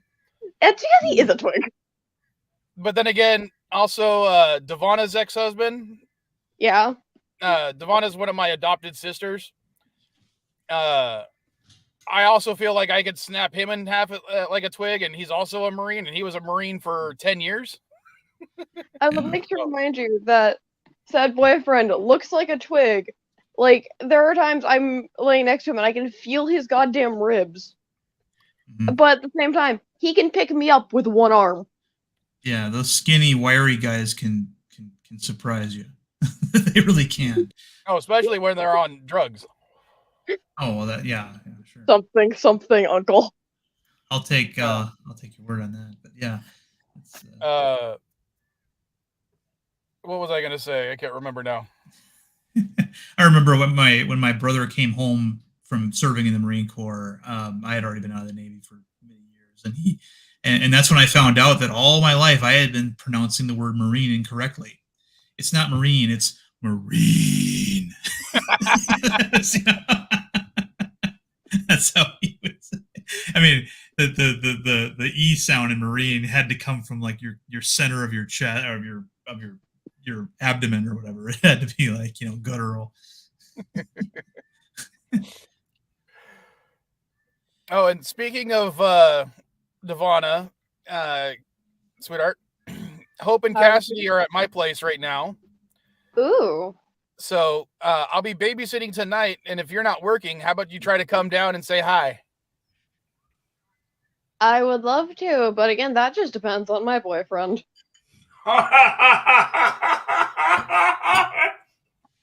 Well, tell him he gets no happy fun time if you don't do it as you tell him.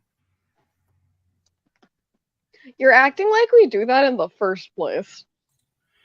I just No, think it's funny.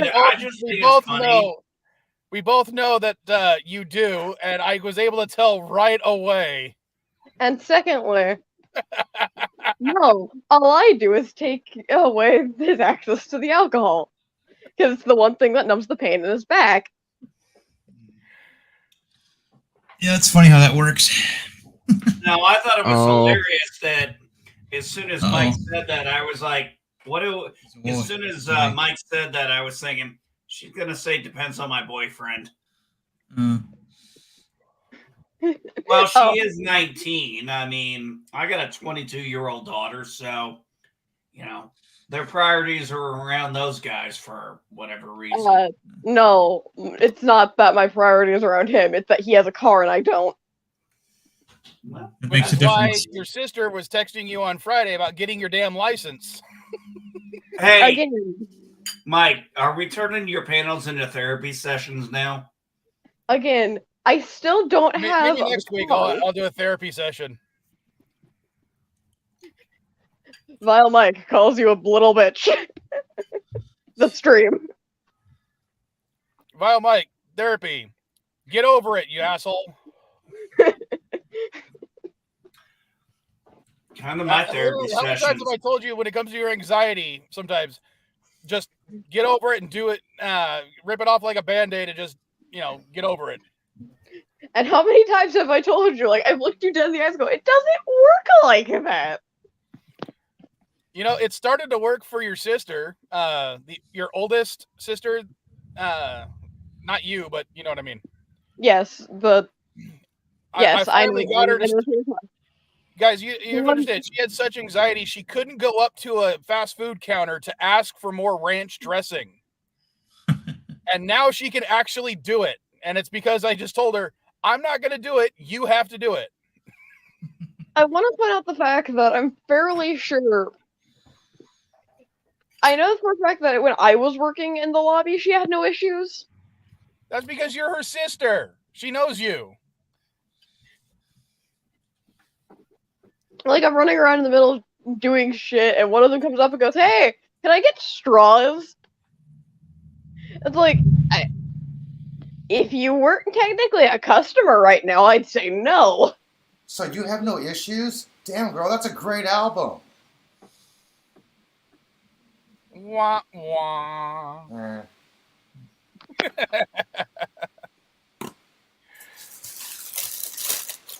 Darn it.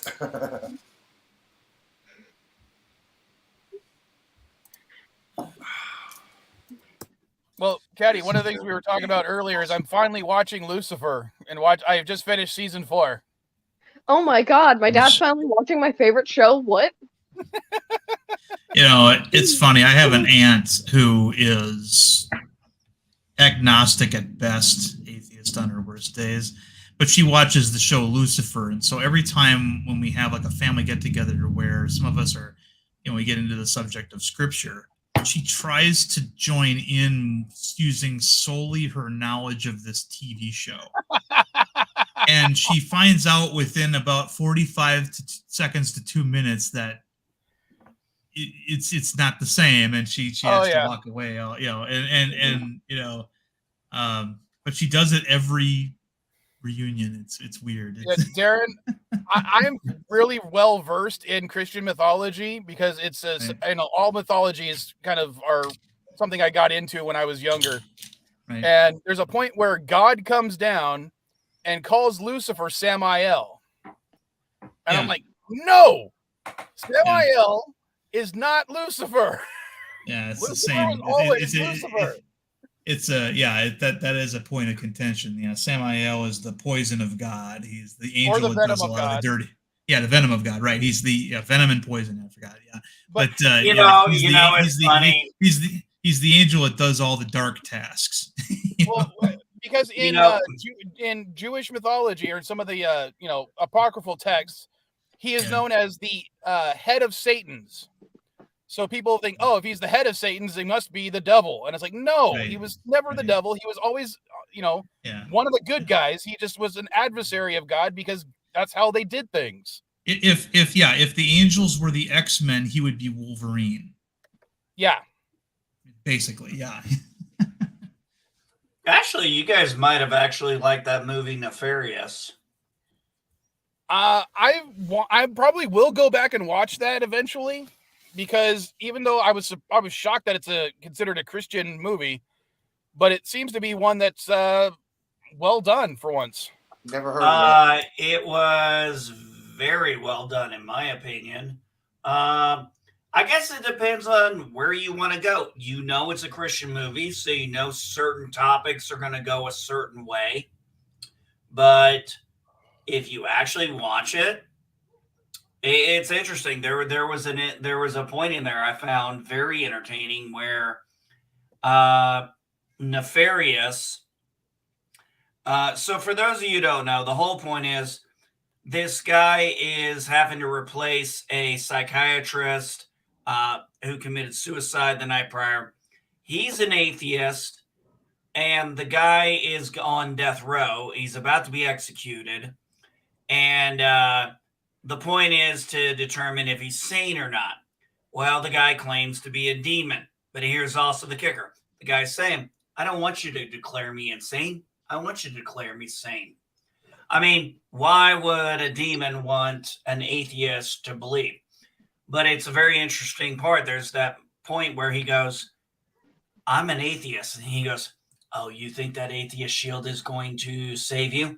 Oh, I don't believe in demons. I don't believe in angels. He goes, hell's full of people like you who thought just like that. But it's how, and especially Flannery, the way he plays the character, not just with his acting words, but the nonverbals, the way he does what I would call ticking. Do you understand what I mean by that? Like, tick movements. Yeah. Yeah, like somebody with Tourette's syndrome or something like that. And it's just the way he moves about this movie and doing it. I was just like, damn. I was like, I don't know how he managed to think to do that all the time. But it was a very interesting movie. It comes down to, he has to decide, is this guy really possessed? Is he sane or is he insane? Well, I haven't watched it, obviously, but I'm just hoping that they don't do the Hollywood atheist trope, because I hate the Hollywood atheist trope. Well, tell me what the Hollywood atheist trope is, and I will let you know. Basically, the trope for atheist Hollywood atheist is someone who is technically a believer, but they hate God. Yeah. No. And that's like, I'm also not a Hindu. It doesn't mean I hate Vishnu. No. It is not an atheist because he hates God. Okay. There's a lot of Christian movies, especially ones, produced or starring Kevin Sorbo. Yes, I know you're talking about God's Not Dead. I've seen God's Not Dead. I know what you're talking about. Yeah. No, this is not. No, he is just an atheist. Yeah. So it is. Sorry, go ahead. Whenever God comes up in the conversation, I just check out. But he's just an atheist. That's what he believes in. He's just an atheist. It's what he believes in, and it's not because of something that happened to him in his life. It's not that trope. If that's what you were thinking of, Mike. Well, if you believe what they've been interpreted to believe in. Well, like just wait, no. One of the funniest things I've ever heard was, okay, how many of you guys have ever played D&D other than Caddy and me? Me. I have. Okay. I was a great dungeon master. In the world of D&D, it is fairly obvious that gods, angels, and other things exist. Demons, jinns, all that stuff. Yeah. So being an atheist in that setting makes no sense whatsoever. Yeah. Because there's evidence all around. You can also take it as, well, this is just You're a playing game. a So fucking the game. ogres are fake, so angels are fake. But You're it's You know what's playing funny? a fucking game. Yeah, ogres are fake, so are angels. Hello. so Yeah. You know what? Go ahead. when you're in a world where magic is obvious, it makes no sense for that type of thing to exist. Whereas in the real world, it makes perfect sense. I played a vampire bloodline socialite female in Vampire the Masquerade. I used to play I'm the Does about that to- mean, do you think I actually That's- believe I was a vampires berserker. are real? I was a berserker, dude. Yeah. Well, I also anyway. don't believe you have. You also don't have tits. No, I Yeah. don't have tits. Yeah. Well, Yeah. he might. But He has but nipples. yeah. He has Yeah. nipples, though. Trust is me, that- it would be, if I had tits, they aren't tits anybody's going to want to see. They're man Yeah. boobs, like Fat Bastard. Yeah. The writers of Star Trek: Strange New Worlds, and I found this out through a friend of mine. But before the writers went on strike, they actually had a plot idea that one of the crew or a planet that they encounter actually worships the Q, and the joke is that all the other cast members are trying to convince this crewman or this planet that there's no such thing as the Q, and at the end they convince them of that. It's kind of an interesting idea because obviously the audience knows that elsewhere in Star Trek the Q are definitely a real group of people. Mhm. You know, and you know, and some people might consider that like a continuity violation or whatever to have even mentioned the Q before Yeah. Encounter at Farpoint, but you know, Agreed. Borg Enterprise. yeah. So, but I mean, you know, we know that through dialogue that when for example when Q took Vosh to various other worlds in the Gamma Quadrant, a lot of the worlds seemed to already know about the Q out there, and you know, he was even referred to as the god of lies on one planet. Yep. So, you know, it's just because the Federation didn't know anything about the Q doesn't necessarily mean that, you know, others didn't. So that does sound like an interesting story. Hey, Darren, when they Yeah. called it the God of Lies, they said it with love. Yeah, they meant it affectionately. Yeah, Vash. Look, my Well, it's only got me- my only thing right now with the whole Kurtzman is, you know, at least when it comes to, and I gotta kind of pick apart it individually. When it comes to like Discovery and Strange New Worlds, I just don't see them as part of the TOS ENT canon. Now, there's so many, not just visual clues, but I mean, in fact, I did a video earlier this week where I talked about, you know, when we first saw T'Pring on the original series, it was very clear through the performance that Chapel didn't know anything about T'Pring, and you know, nothing was actually stated in the script. But the thing is, you can't just look at the script. So I know that LDG and I have a suspicion that at least some parts of Strange New Worlds might be written by AI. That is the kind of mistake an AI would make. If it would go just by the script, and as long as in the script nobody says anything, you know, that they have carte blanche. But clearly, when you look at the reaction she had, and also you take into account 60s television for families, right? Chapel is a good girl character. She wouldn't be flirting or, seeking a relationship with Spock if she knew he was already betrothed or had a wife. That was just not done back then. So we know, you know, that was the case, and Well, there's things like that. As of right now, my headcanon is still that Discovery and Strange New Worlds take place in an alternate universe because as of right now, right.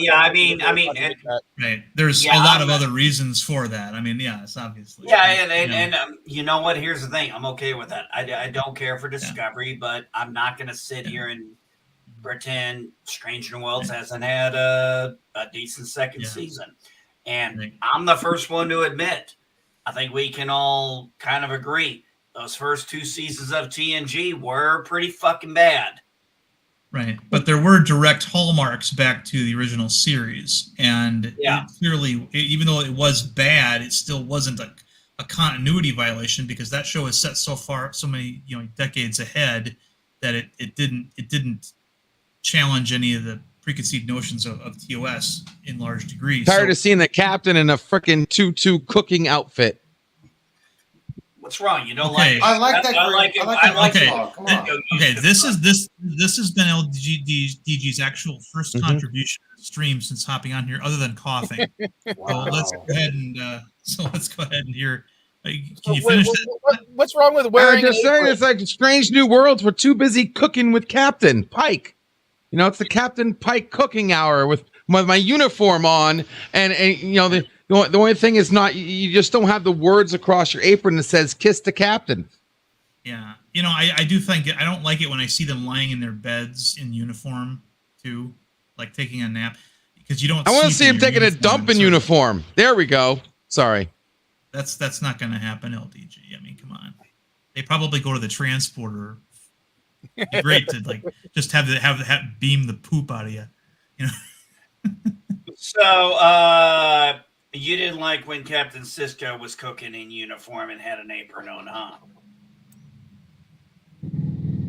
He's got you there. Although Cisco at least did most of the time switch to civilian clothes. Well, yeah, I thought he cooked mostly in regular clothes. I think it was only once that he had a. Hold on, I don't remember the episode. But wasn't there an episode where Riker cooks eggs and the only one who likes it is Worf? Worf. Were they wearing uniforms or civilian? Yeah, that makes sense. Riker was in uniform while he was making the omelets. Yes. So second. And Riker was. I mean, yeah. Second season episode. Yeah. They probably didn't have a lot of, money for extra wardrobe, but. I mean, I don't have a problem with cooking Pike. I do think. Well, I would have a problem with cooking Pike. I mean, come on. I mean, he's the captain. Well, You're not supposed to cook him. Right. But I mean, Pike fish is good, man. Come on. I like his quarters. I like that green screen effect they have in part of his kitchen where it looks like there's a forest outside. They tried to change it in a previous episode, and lately they changed it back to the forest. I thought that was kind of neat. It's not really in keeping with the rest of this franchise, but as we say, it's its own thing. So Richie brings up something saying, I think they should kill off Spock just to drive home the point that anything can happen and that canon is meaningless in this alternate universe. I would agree with that, except I don't think Caddy would agree that we should kill off Spock. Well, the problem that I have with this show is I would love to see a new chief engineer after this season. But I don't necessarily want it to be Scotty because then we have another character that probably won't die, right? We know Uhura is going to survive. We know that Spock is going to survive. If they're at least loosely trying to make this a prequel, we know generally that what happens to Pike as well. So who can die? That means we've got Erica, we've got Una, and we know Dr. Mabenga. If does anyone in the chat know who this Apocalypse Now guy is? Because he just no spam. That's spam. That looks like spam. Yeah, I don't know. I think anyone could die because I mean they proved that in Voyager when they killed off Harry Kim and replaced him with this damn bio quantum duplicate. I mean, didn't they also? Didn't they all? Yeah, you got spammers now. This might be a raid. But raid, turn on subscriber mode. Was it a raid? I don't know. Oh yeah, subscriber mode would kick me off too. But subscriber mode would kick me out.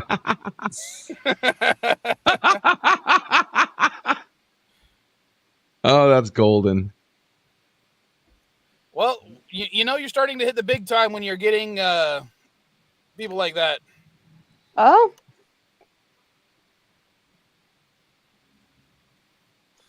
So maybe that means I'm getting onto the big time, or it's just one person with multiple accounts that are doing stupid shit.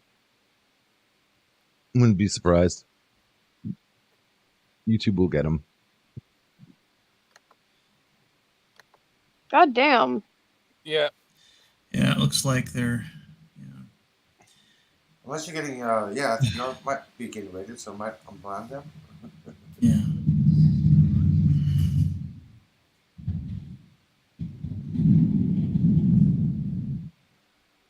Damn Yeah, fucking Twitter. judging by the types of things being said, I'm guessing it's one person with multiple accounts.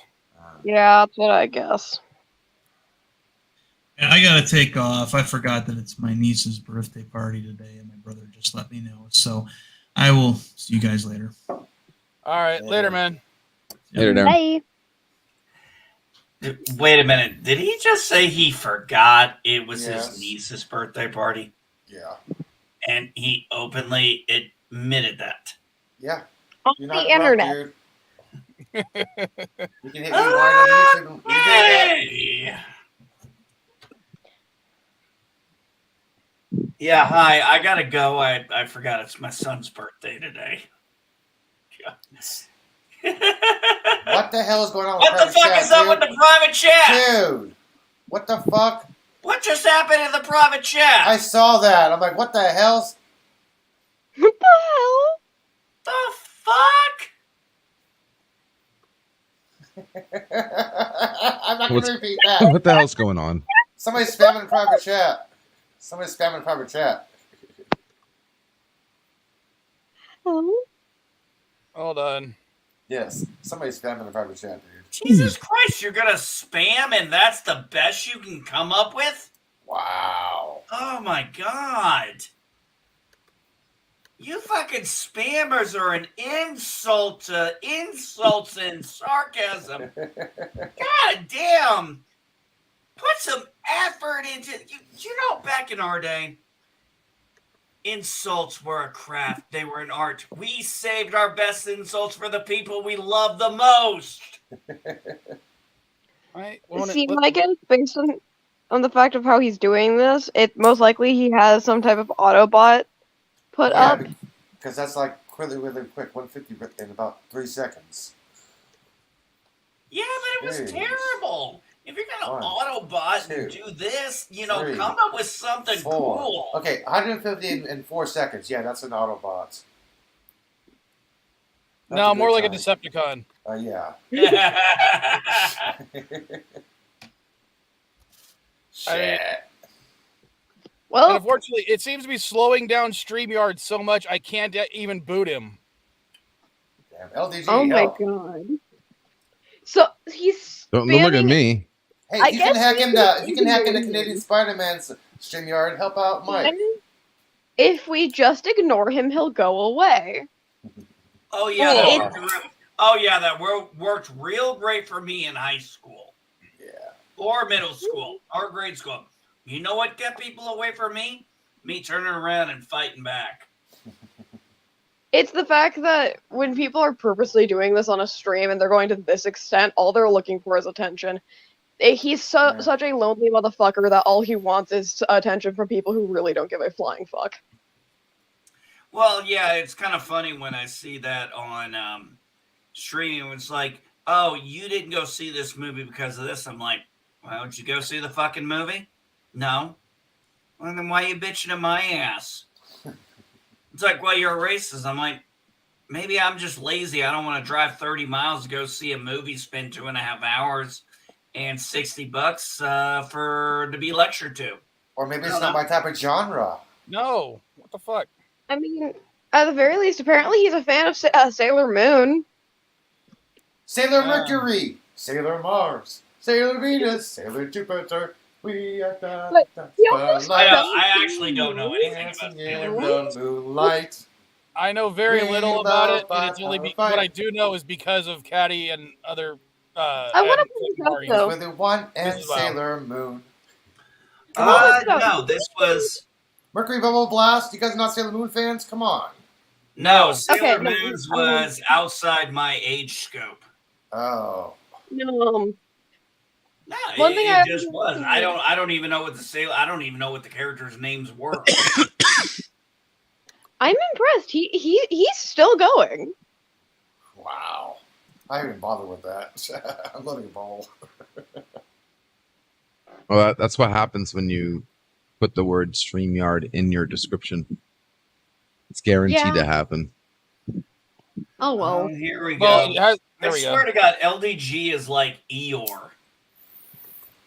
No, I'm telling you why it's happening. gonna If you never would have put happen. StreamYard in your description, he would not be here. That's how they there's an find you. asshole in These here. people, they There's wake up, they go into YouTube, and they type in StreamYard, click live stream filter, and see Yeah, who has the word StreamYard in the live stream. What's funny is, how pathetic do you have to be to get your jollies from that? I know. Seriously. Like I said, he's such a attention-deprived motherfucker that all he wants is someone to give him attention. Doesn't matter if it's bad or good. Like what we're If- doing. Like what we're Yeah. doing now. It doesn't Yeah. matter what he is. It just ignore it. Hey, how about San Diego Comic-Con? You guys hear what's going to be happening? Dude, I always want to go to Comic-Con, but I never have the money to.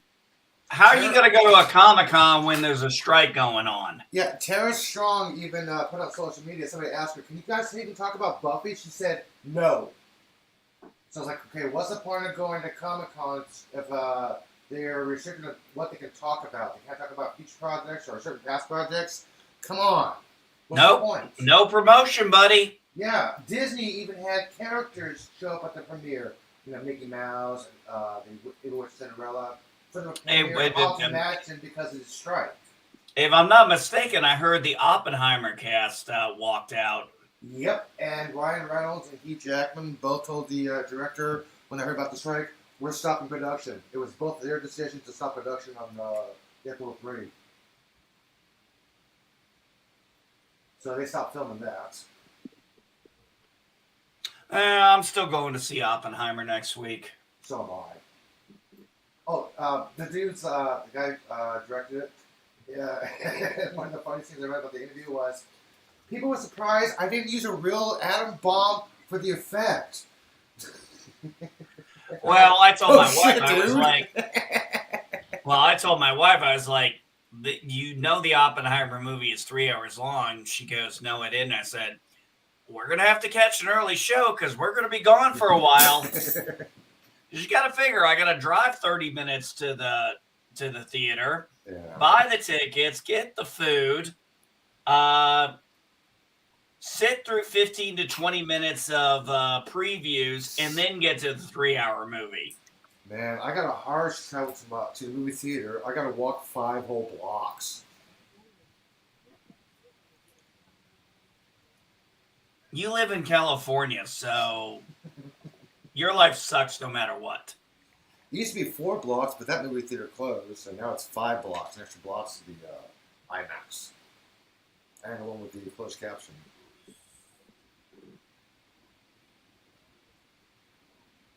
Yes, I do watch movies in closed caption. Sometimes I want to hear what's going on instead of the audience screaming and hooting and hollering when Andrew Garfield pops on screen. I'm like, what the hell? Come on! Oh, that was cool. I know, but I'm so glad I had a closed caption. And at the end of Shazam, at the end of Black Adam, I actually heard what he said to Superman. I'm like, good, the closed caption works. I couldn't even hear the screen. Wasting my money, but still. I didn't think after Endgame I could hear a theater. Hey, can you block the public chat, please? I'm trying to, but he's literally doing so much that it's StreamYards is slowing down on my end.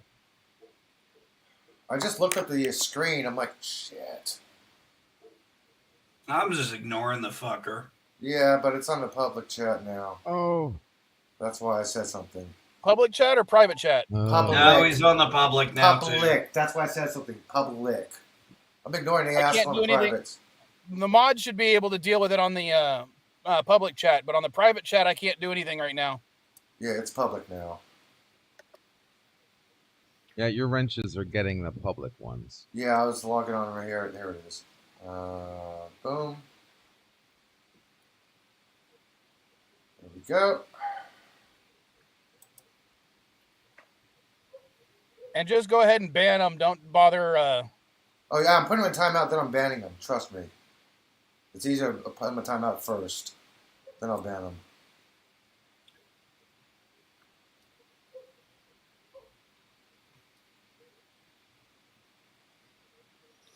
I'm literally looking at the circle of perpetual motion right now, trying to get this guy banned.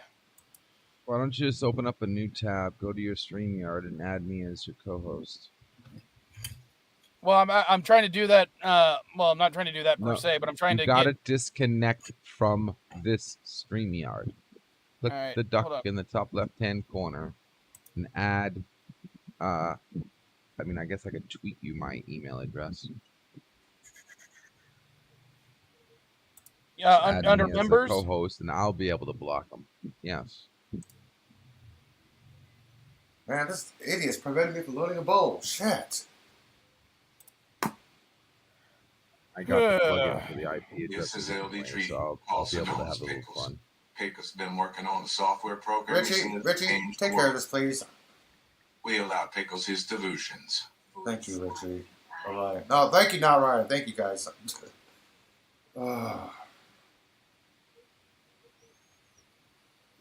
Okay.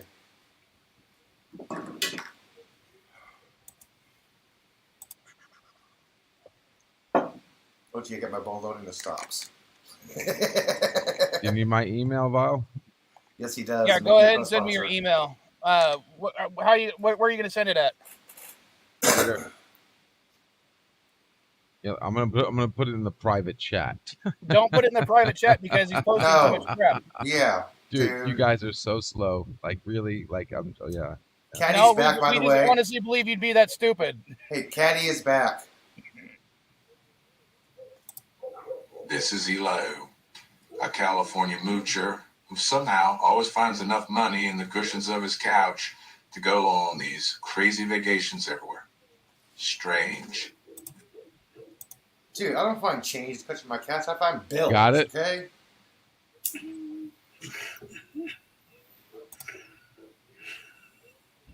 I'm waiting for prices to go down so I can go to Hilo. Caddy's back there I wanna too. go to I see you, Mauna Kea. Caddy. We'll square this out as soon as he gives me control. Oh shit! Another one. Damn it! Fuck. Thank you, Richie. I got a nice little extension for this guy, but I can only activate it when I'm a host or a co-host.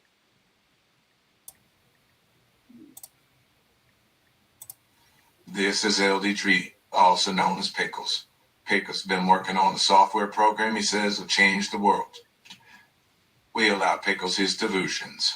All right, I sent you an invite.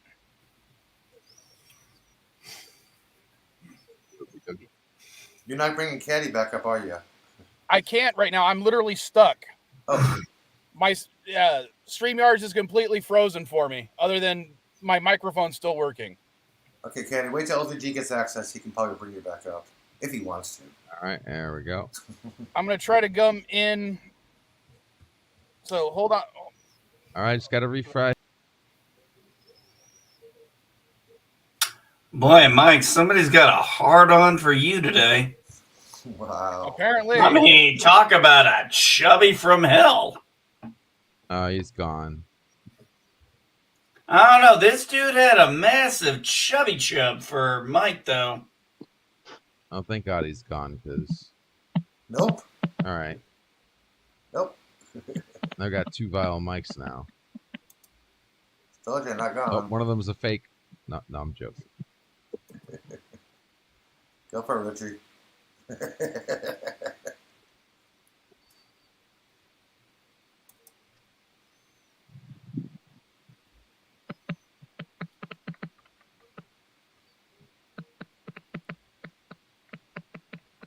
Oh boy. Oh, I need more coffee.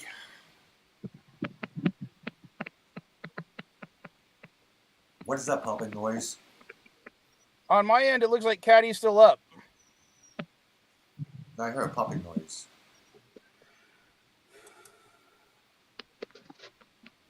Hold on.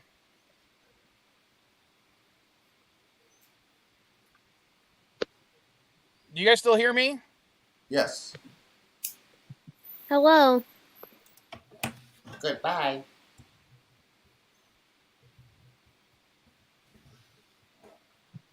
Okay, now it just got silent. Why are there two Vilemikes? Because you have two daddies. You know that show, My Two Dads? He's trying to bring him back. He thinks he's Paul Rudd.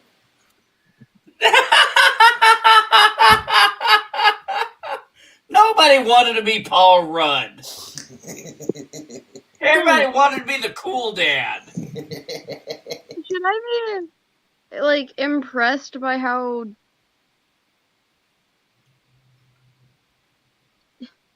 No. How old No. we The are? answer to that question is no, because we're the kind of people who don't really care about being impressing people. So the answer is no. You do not need to be impressed by us. no That's why he says that they don't impress me much.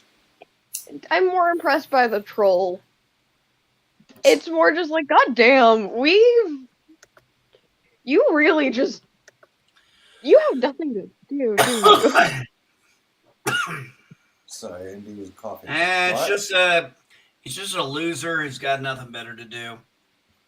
I thought it was funny one time. I had a guy who said on responded on one of my TikToks. He's like, your mom know you're out. Your mom know what you're doing in the basement. So I took a video outside of my house of where I live, and I was like, yeah, it's a nice basement.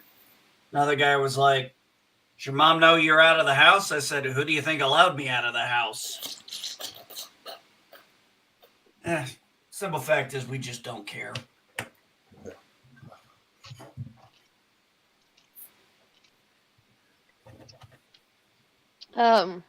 Friendly reminder: hydrate or dehydrate. Dehydrate. You said or, so I chose. Pretty sure you want to drink water. Yeah, I know. And Like I said, 2 liters of water yesterday. Oh, and the second Vilemike is gone. Yeah. Can you guys hear me? What? Yes, we can hear you. All right. And that wasn't the first time he asked. You should be fine now. What is the first thing that excites you about Blue Beetle? There's a Blue Beetle movie coming out? Yes, Core Yes. Industries. Oh, okay. But my only problem with the Blue Beetle movie is if they don't do anything acknowledging the history of Blue Beetle, I'm going to be pissed. I'm going to be completely honest. This is not a DC character I know shit about. I know this is like third, fourth incarnation of the character, maybe. That's about all I know. I'll tell you this much. The ending is going to be about 2 equally powered creatures fighting each other, like every other superhero trope movie. Yeah, I have a feeling it's going to bomb.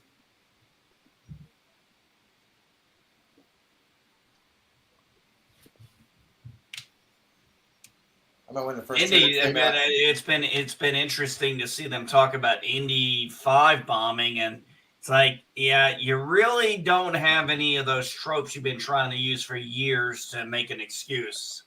Dude, when Blue Beetle was first announced, Twitter, I don't know if you read this or not, but people are upset, like, oh no, they're going woke. They got some Latino, Hispanic kid now. I'm like, read the fucking comics! Father, what happened to me being able to play games on one of your streams? We can do that, but right now I'm only going to be streaming for another half an hour, so. I know, it would be a different stream. Well, I think next week we're going to do the joke therapy stream, and then maybe after that we'll do it. Okay. Sorry, I've been talking with my dad about letting me be on my computer and just play random video games in the background the entire time. Typical teenager. Well, considering Darren has played World of Warcraft on my stream, and I've played Solar Winds and Fallout 3 on my stream, or Fallout New Vegas on my stream. See, but now I have to figure out what game to play. Because what game would be fun for people to watch me fail at? Because I could do a variety of different games. I'll say any game from the 1980s. Sonic. Oh, that'd be a good one. It's going to be games on Steam that I have, or it's going to be games on like Roblox, or me playing The Sims for way too many hours. Donkey Kong. I don't think she can play that one, Richie, because she doesn't have the stuff on her computer, the adapters needed to do that, a capture card and everything. Yeah, it's going to be stuff that's like on Steam and games that I have. Like, I think Are we I was talking talking to Rock Legends of Solid about it. Zelda? He said that part Yeah. costs like $300. Are we talking Yes. Legend of Zelda though? Yes, Tears of the Stream is Legend of Zelda. Oh Jesus Christ, my son. This is a really great story. So we started homeschooling our son. Oh, Tears of the Kingdom, sorry. 3 If years I could, ago. I would. Oh, sorry, I didn't mean. I'm trying to think of what game would be the funniest based on like how the game itself and my reactions to the game. And weirdly, I think the best bet is a game from 2014. Which game With is either that? being, I'm gonna either say one of the various FNAF games that I have, because watching me desperately try not to die in that game would be very fun because I am horrified of jump scares. Okay, play Doom. Or a game that I have way too much fun playing, Undertale. Nah, play Doom. Actually, don't I have need to go ask to. my son that question now because I think he's got a lot more hours. Okay, so the game I've played the most of is The Sims. How many hours do you think I have clocked in that game? 3,000. I have no idea. I've never even seen you play The Sims, so.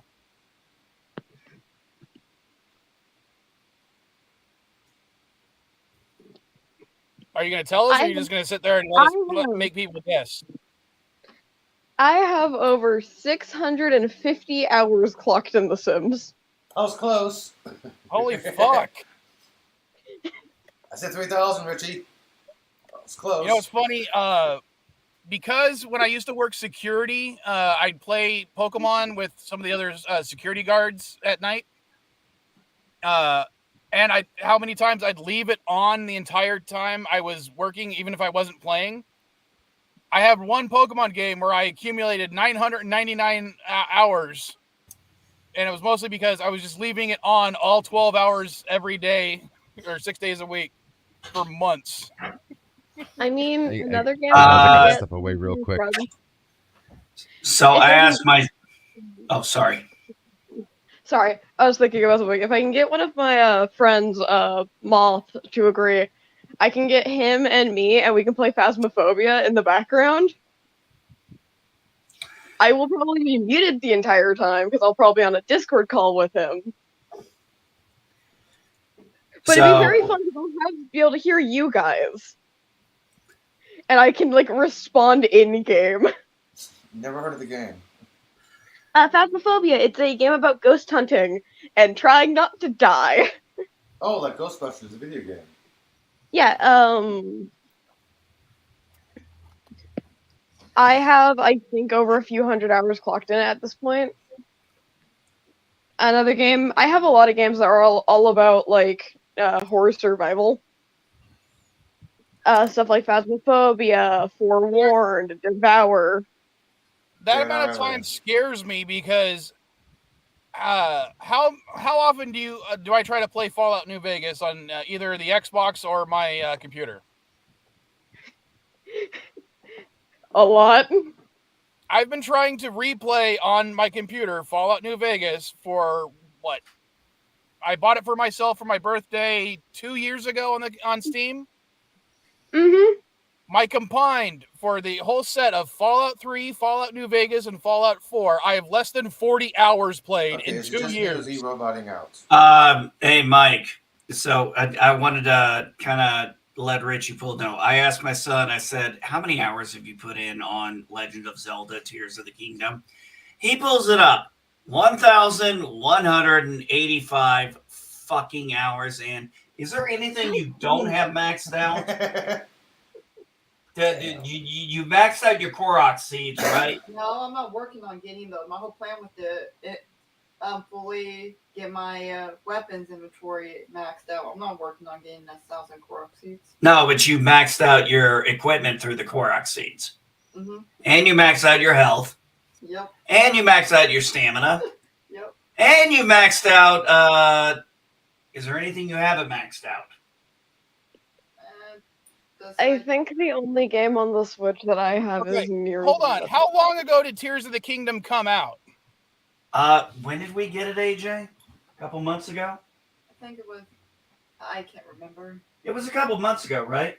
I think you have to see when it was released. Yeah, I'd have to look when it was released. I don't know. We got it like right after it came. We got it right after it came out, right? Yeah, I think I Did bought we it. download it or did? I downloaded it. Yeah, you downloaded it. Excuse me. Oh yeah, so you got it the day it came out because you That's had it true. on pre-order and you were downloading it. Remember? Yeah, so my son had it the day it came out. Because that's the so when equivalent of did Tears playing of it the 60 Kingdom? days I straight, don't feel like looking it up. nonstop. Well, it wasn't quite like that. Be right back. I need to make more coffee. Hey, No, all I know is I think the only game on the Switch that I have Okay, that comes hold on. close to that. it only came out 2 months ago, almost Yeah, in 2 months and May. 4 days. So how did you put 60 days worth of playtime on it? You want to answer that, AJ? I have no clue. I just play Have you not games. turned it off the entire time you've been playing? My dad showed me a website that shows you where all the stuff on the map was located. Oh, I introduced him to IGN. Oh, And he started using that because I was playing Ghost of Tsushima again, and I was using the maps. I showed my son that, and did he turn the game off? I don't really. Maybe for an hour or two.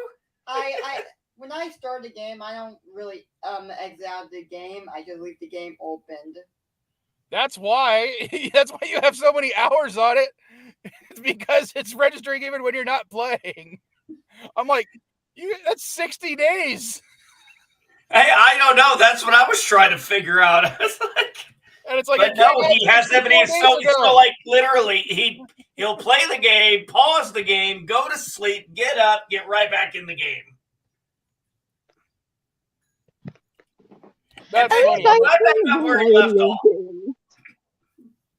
I mean, I think there is one game that I can beat that with, but it's because I've played it on several consoles. And that's Skyrim. Well, Oh, this God. isn't even the first game he's done this with. What other games have you Played. played Okay, and Dad. mastered just about everything? How many hours do you think I have in Skyrim collectively? I think just on my Xbox 360, you have over 600 hours on. Because I have it on my computer, my Switch, and the old Xbox. If I can get Skyrim on it, I have And the Skyrim on it. PS3. Yeah, and No, the what PS3. I'd be PS3 really too. interested in for my son is how much Horizon Forbidden West hours you put on. Oh, I can check them. Well, my son gets hooked on a game. He gets hooked on a game. No, what I've been replaying recently is Legends Arceus, and this is the first time I've put my Switch down and decides to go to sleep.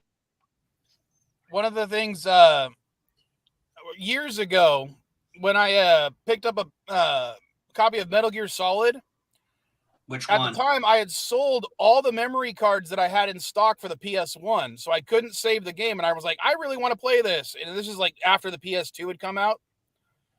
So I literally left the game playing for 3 or 4 weeks straight, trying to beat Metal Gear Solid every chance I had a chance to play it. I remember Metal Gear when it came out on Nintendo. I think it was one of the earliest games we ever had a save code for. I don't know if it was before Mega Man, but those are the two that I really remember had save codes. Mm-hmm.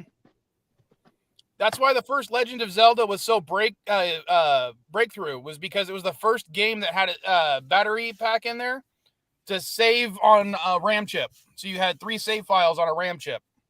Oh, so it was Legends. I didn't remember that. Yeah, Legend of Zelda was the first game that had the battery backup save. The first role-playing game I played on Nintendo was actually Dragonlance. You say role playing game, and my brain goes to actual like talking with other people role playing games. Well, that's what. I would call that either dice RPG, tabletop RPG, person to person RPG. I No, because mean, there's pen and paper RPG. I would just call it a tabletop RPG. Well, because there's games on like the gaming platform, I guess is what you call it, Roblox, that are literally you make a character and you talk to other people. What do they call that? MMORPG now? Yeah, MMORPG. Okay, Yeah. MMORPG. Yeah, I spent about a decade doing pen and paper RPG. I played D&D only once. We played Vampire the Masquerade, the White Wolf games, the Palladium games, the Western Star Wars. Hi, Those Yvette. we played. What's for dinner? And have you drugged your parent yet? I don't think she's drugged a bum yet. It's too early for that. I haven't seen Yvette in forever. One of my favorite things I've done is I once convinced. So I own a private server on one of the role playing games I have, and I once convinced a handful of my friends to do a one shot of D&D where we use this cat based role playing game as the world. And so it's like you still had all the pen and paper stuff where your stats were, but also you got ideas of what each character looked like, because I would just use a different morph I had for each NPC. Because I own 64 different slots for different characters I've made. And do you want to know how many slots you normally get? 13. So when you first start this game, because you have to buy certain game passes to get extra slots, and one of the ones I have is the 64 slot. Normally, you get 12.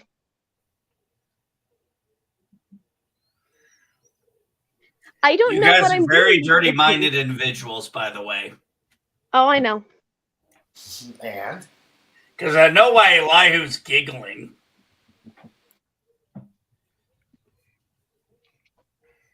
No comment. But I own several cats now. Oh, fuck. I'm sorry, Yvette. She says she's in the hospital. Shit. She's been here since Friday. Spinal bacterial meningitis. Fuck. Whoa. Ow. That sucks. So I'm going to ask everyone, do you guys want me to play a horror game or a fun game where I can talk to everyone? Fun game where you can talk to everybody. Or hell, maybe what I'll do is I'll invest in some Jackbox games and we'll play Jackbox one day. Would you play those, Caddy? Yes. They're only $6. I was about to say, I think I actually have a... Let me double check. I think I have one of the Jackbox games on my Switch. I'll have to double check. Yvette, what I can host it on the antibiotics do Switch. they have you on? And do they at least have you on some sort of painkiller too?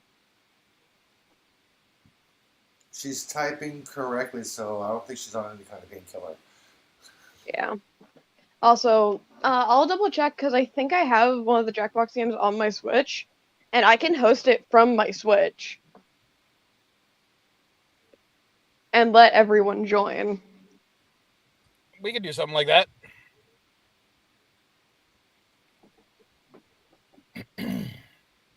Yeah, just what we need is to have people start bursting out into song on my freaking channel.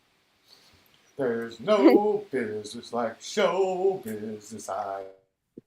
Oh, sorry, we lost Elihu.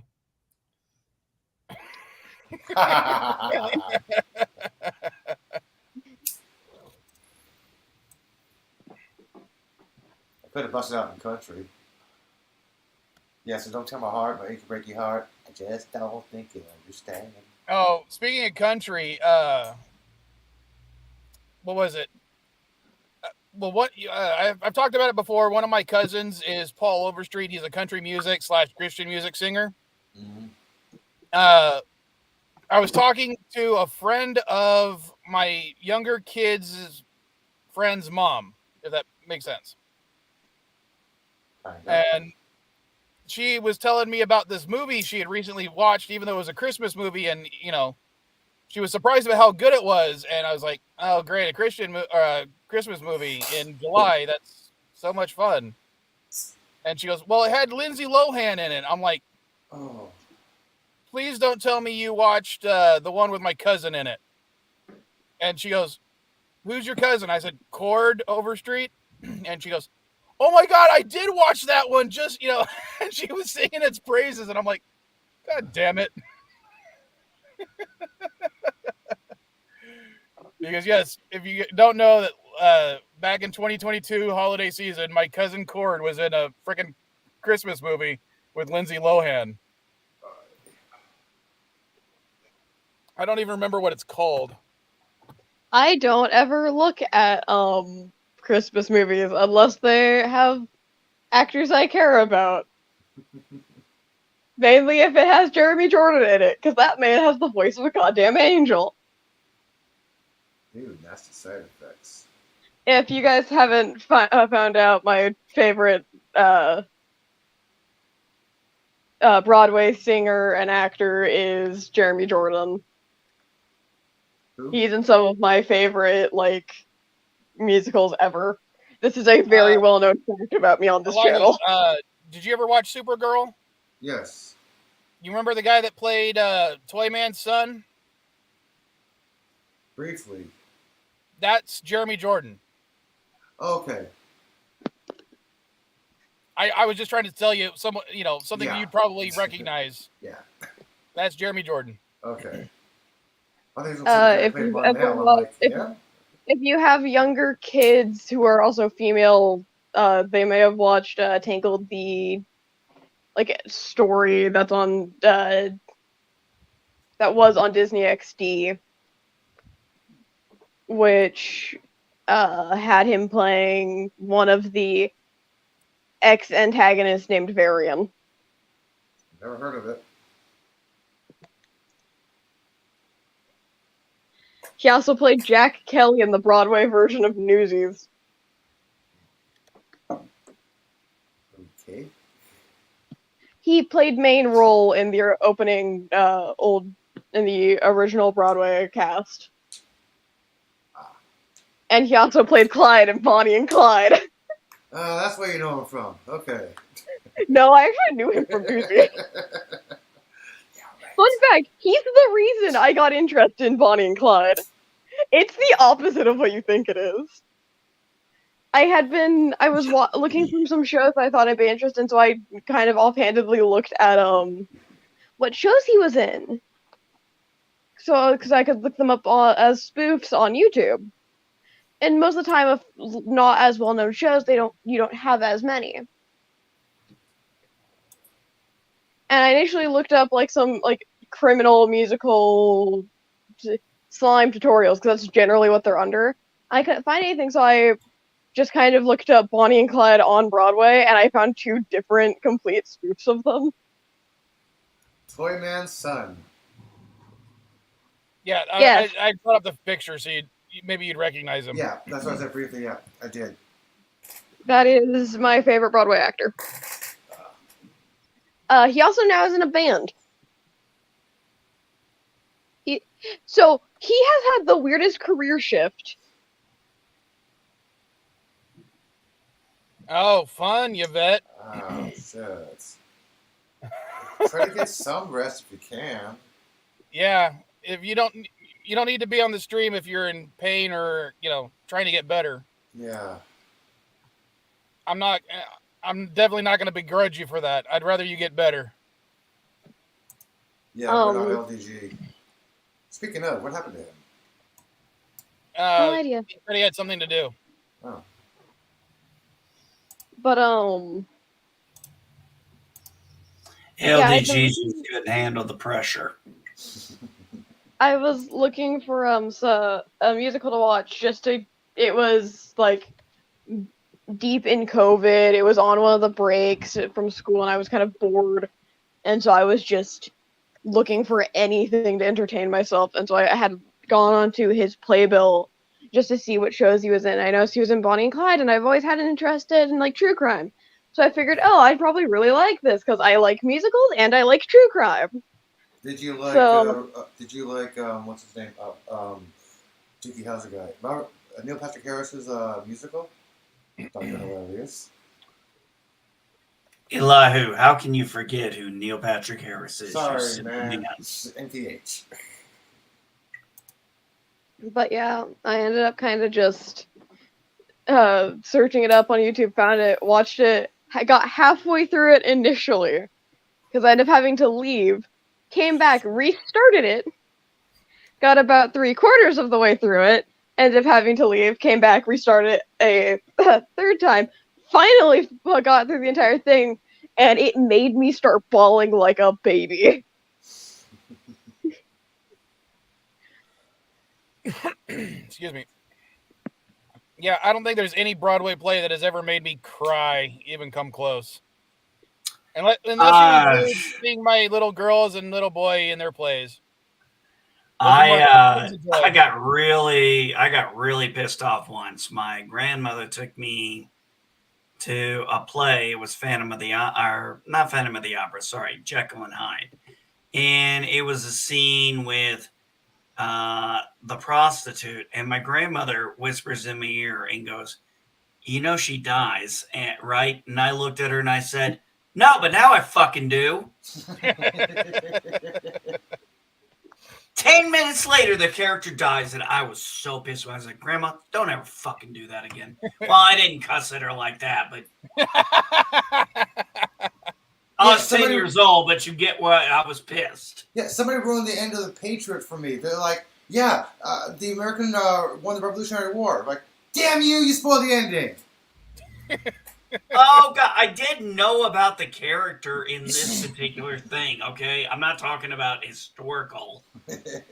I've actually read Jekyll and Hyde, okay? Years later. Actually, speaking of Jekyll and Hyde, like 2 days ago, me and my boyfriend got into a giant fight over Jekyll and Hyde. Because he was watching Wednesday, and they have a whole thing about hides and them, and it being this big monstrous thing, and I was getting so upset because, like, that isn't Jekyll and Hyde! They are the same person!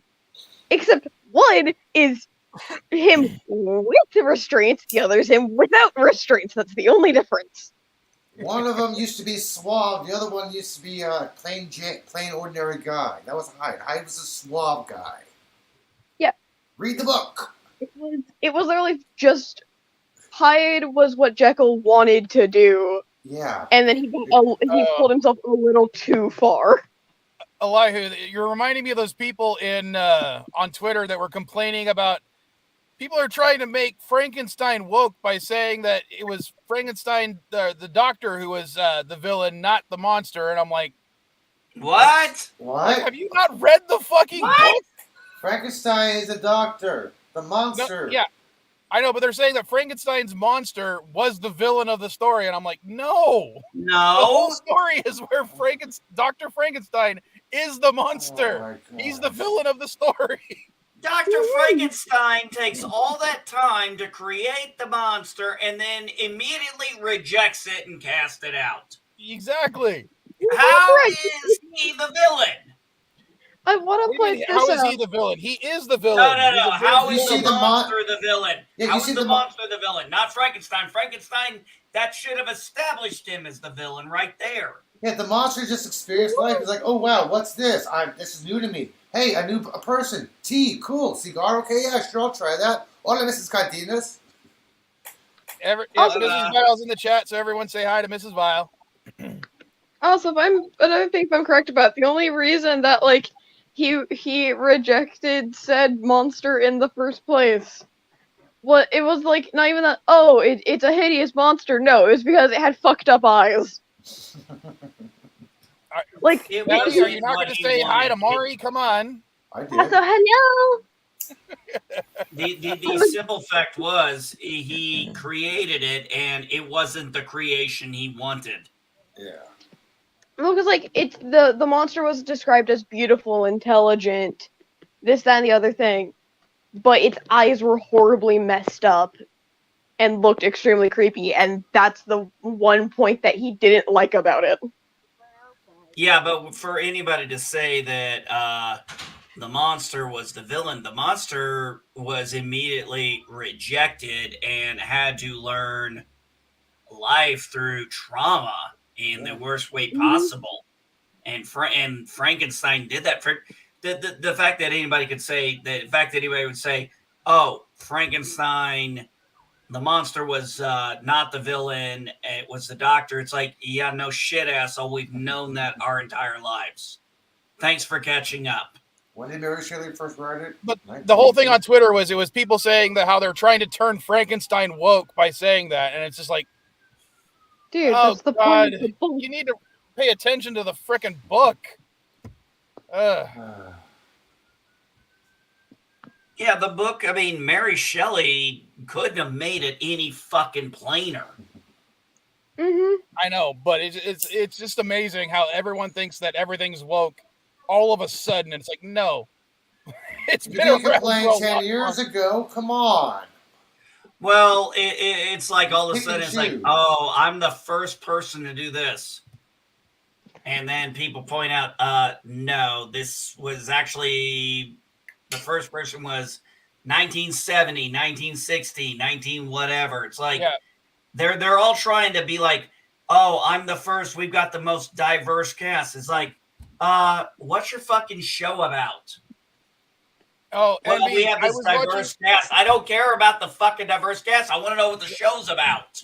One of the things I was watching on a YouTube short was the first guy to travel down the Mississippi River in a pumpkin. And I'm like, how can it be the first person if in your fucking description you put he broke the record for longest trip in a pumpkin? Well, technically, if both could be record, true. He's not the first person. Yeah, this is right. Technically, he could be the first person to do both. First person to do it all the way in a pumpkin, and the first person to go the most distance. Yeah. Technically, they both could be that way. And the funniest part is the fact that it's not just he's not the first person by a long shot. There's been people doing it every year for like the last century. Well, that's like, back when they said that. That's like when, they'd be like shocking. Oh, somebody went down. Remember, what was it? In New York, Niagara Falls, people would take like a barrel down or something. Oh, God. Yeah, why? I don't know. I actually always wondered if that was true or not. Yes, people did take a barrel down there, and a couple of and a lot of people died during it too. Yeah. All right. Wasn't that like a clip from Superman 2? No, a kid fell into Niagara Falls and Lois threw herself over the railing. Was that the first Superman or second one? I think it was the second one. Yeah, I was trying to remember. When Zod and Non and Ursula came back. But yeah, you remember the kids on the other side of the fence and the parents not paying attention. I'm like, oh yeah, that's 80s parents back then. Typical. Well, there's a reason why we say, hey, we used to have a thing back in the day. It's 10 o'clock. Do you know where your children are? You got to remember, our parents had to be reminded they had fucking kids. Yeah, I remember that. Don't come in until the lights, street lights come on. Okay, 9 o'clock at night in the summertime. Yeah, street lights come on. Winter time, 6:30. Shit, gotta go in. Well, it was pretty much that. That was always the fun thing too. It's like, oh, the street lights are coming on. Oh, that's not only just you better get your ass home. That's now you're allowed to come home. Yeah. Caddy, do you remember how old were you when me and your mom were arguing over getting you a bus pass? Because your mom was like really against you getting a bus pass for a long time until we convinced her. Sweetheart, are you still there? Yeah, it would have been 16. Was it 16? I thought you were a little bit younger than that. I thought you were closer to like 14. No, I would have been 15, 16. It would have been when I went to Abraxas. Yeah, her mom was against her getting a freaking bus pass at 16, and I'm like, God damn it. It's practical, more practical and safer for a kid than having to have a card or a license. Come on. She's 14. Let her ride the bus. I'm not. What do you want? What do you want me to say? I was walking to school in West Virginia in the winter at 6 years old. Yeah, but this is San Diego. When I was in, wait, how old are you in third grade? How old am I in third grade? Let's see, 5, 6, 7, probably 7, 8 years old. That's when I started walking 2.5 miles to school every day. Well, I remember down in Florida, I don't know how far the walk was. Here was the thing. According I live. According to the internet, it's 8 to 9 years old for a third grader. So 8 to 9 years old is when I was doing that. Okay, then it would probably be about the same. I went to Germany, went to kindergarten, came back to America, started first grade, then had to go back to kindergarten because there was some curriculum error or some shit back then. Also, I'm going to head out because I have other things I need to get done today. Well, I'm going to be ending the stream in a sec anyway. And since I did play the Vilemike theme song at the beginning, and because Caddy's here, I'm going to play it now plus the other video, and then I'm going to end the stream. So anything you guys want to plug before I go? Bird of Prey 5 said there was no Twilight Zone today. Yeah, I saw that. Yeah, I just want to let Yvette and everybody else know who just tuned in. All right. Well, I'm going to play the 2 videos, and then I'll see you guys next week. So later, folkses. Bye-bye.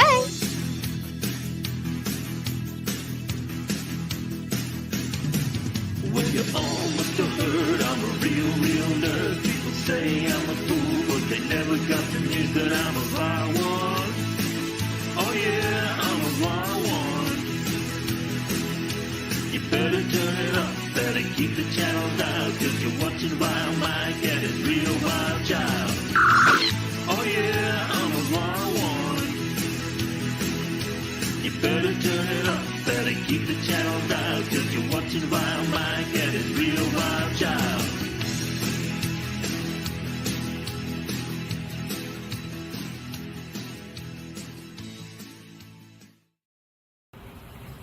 All right. You're 19 years old now. I figure it's about time you got one after all your complaining.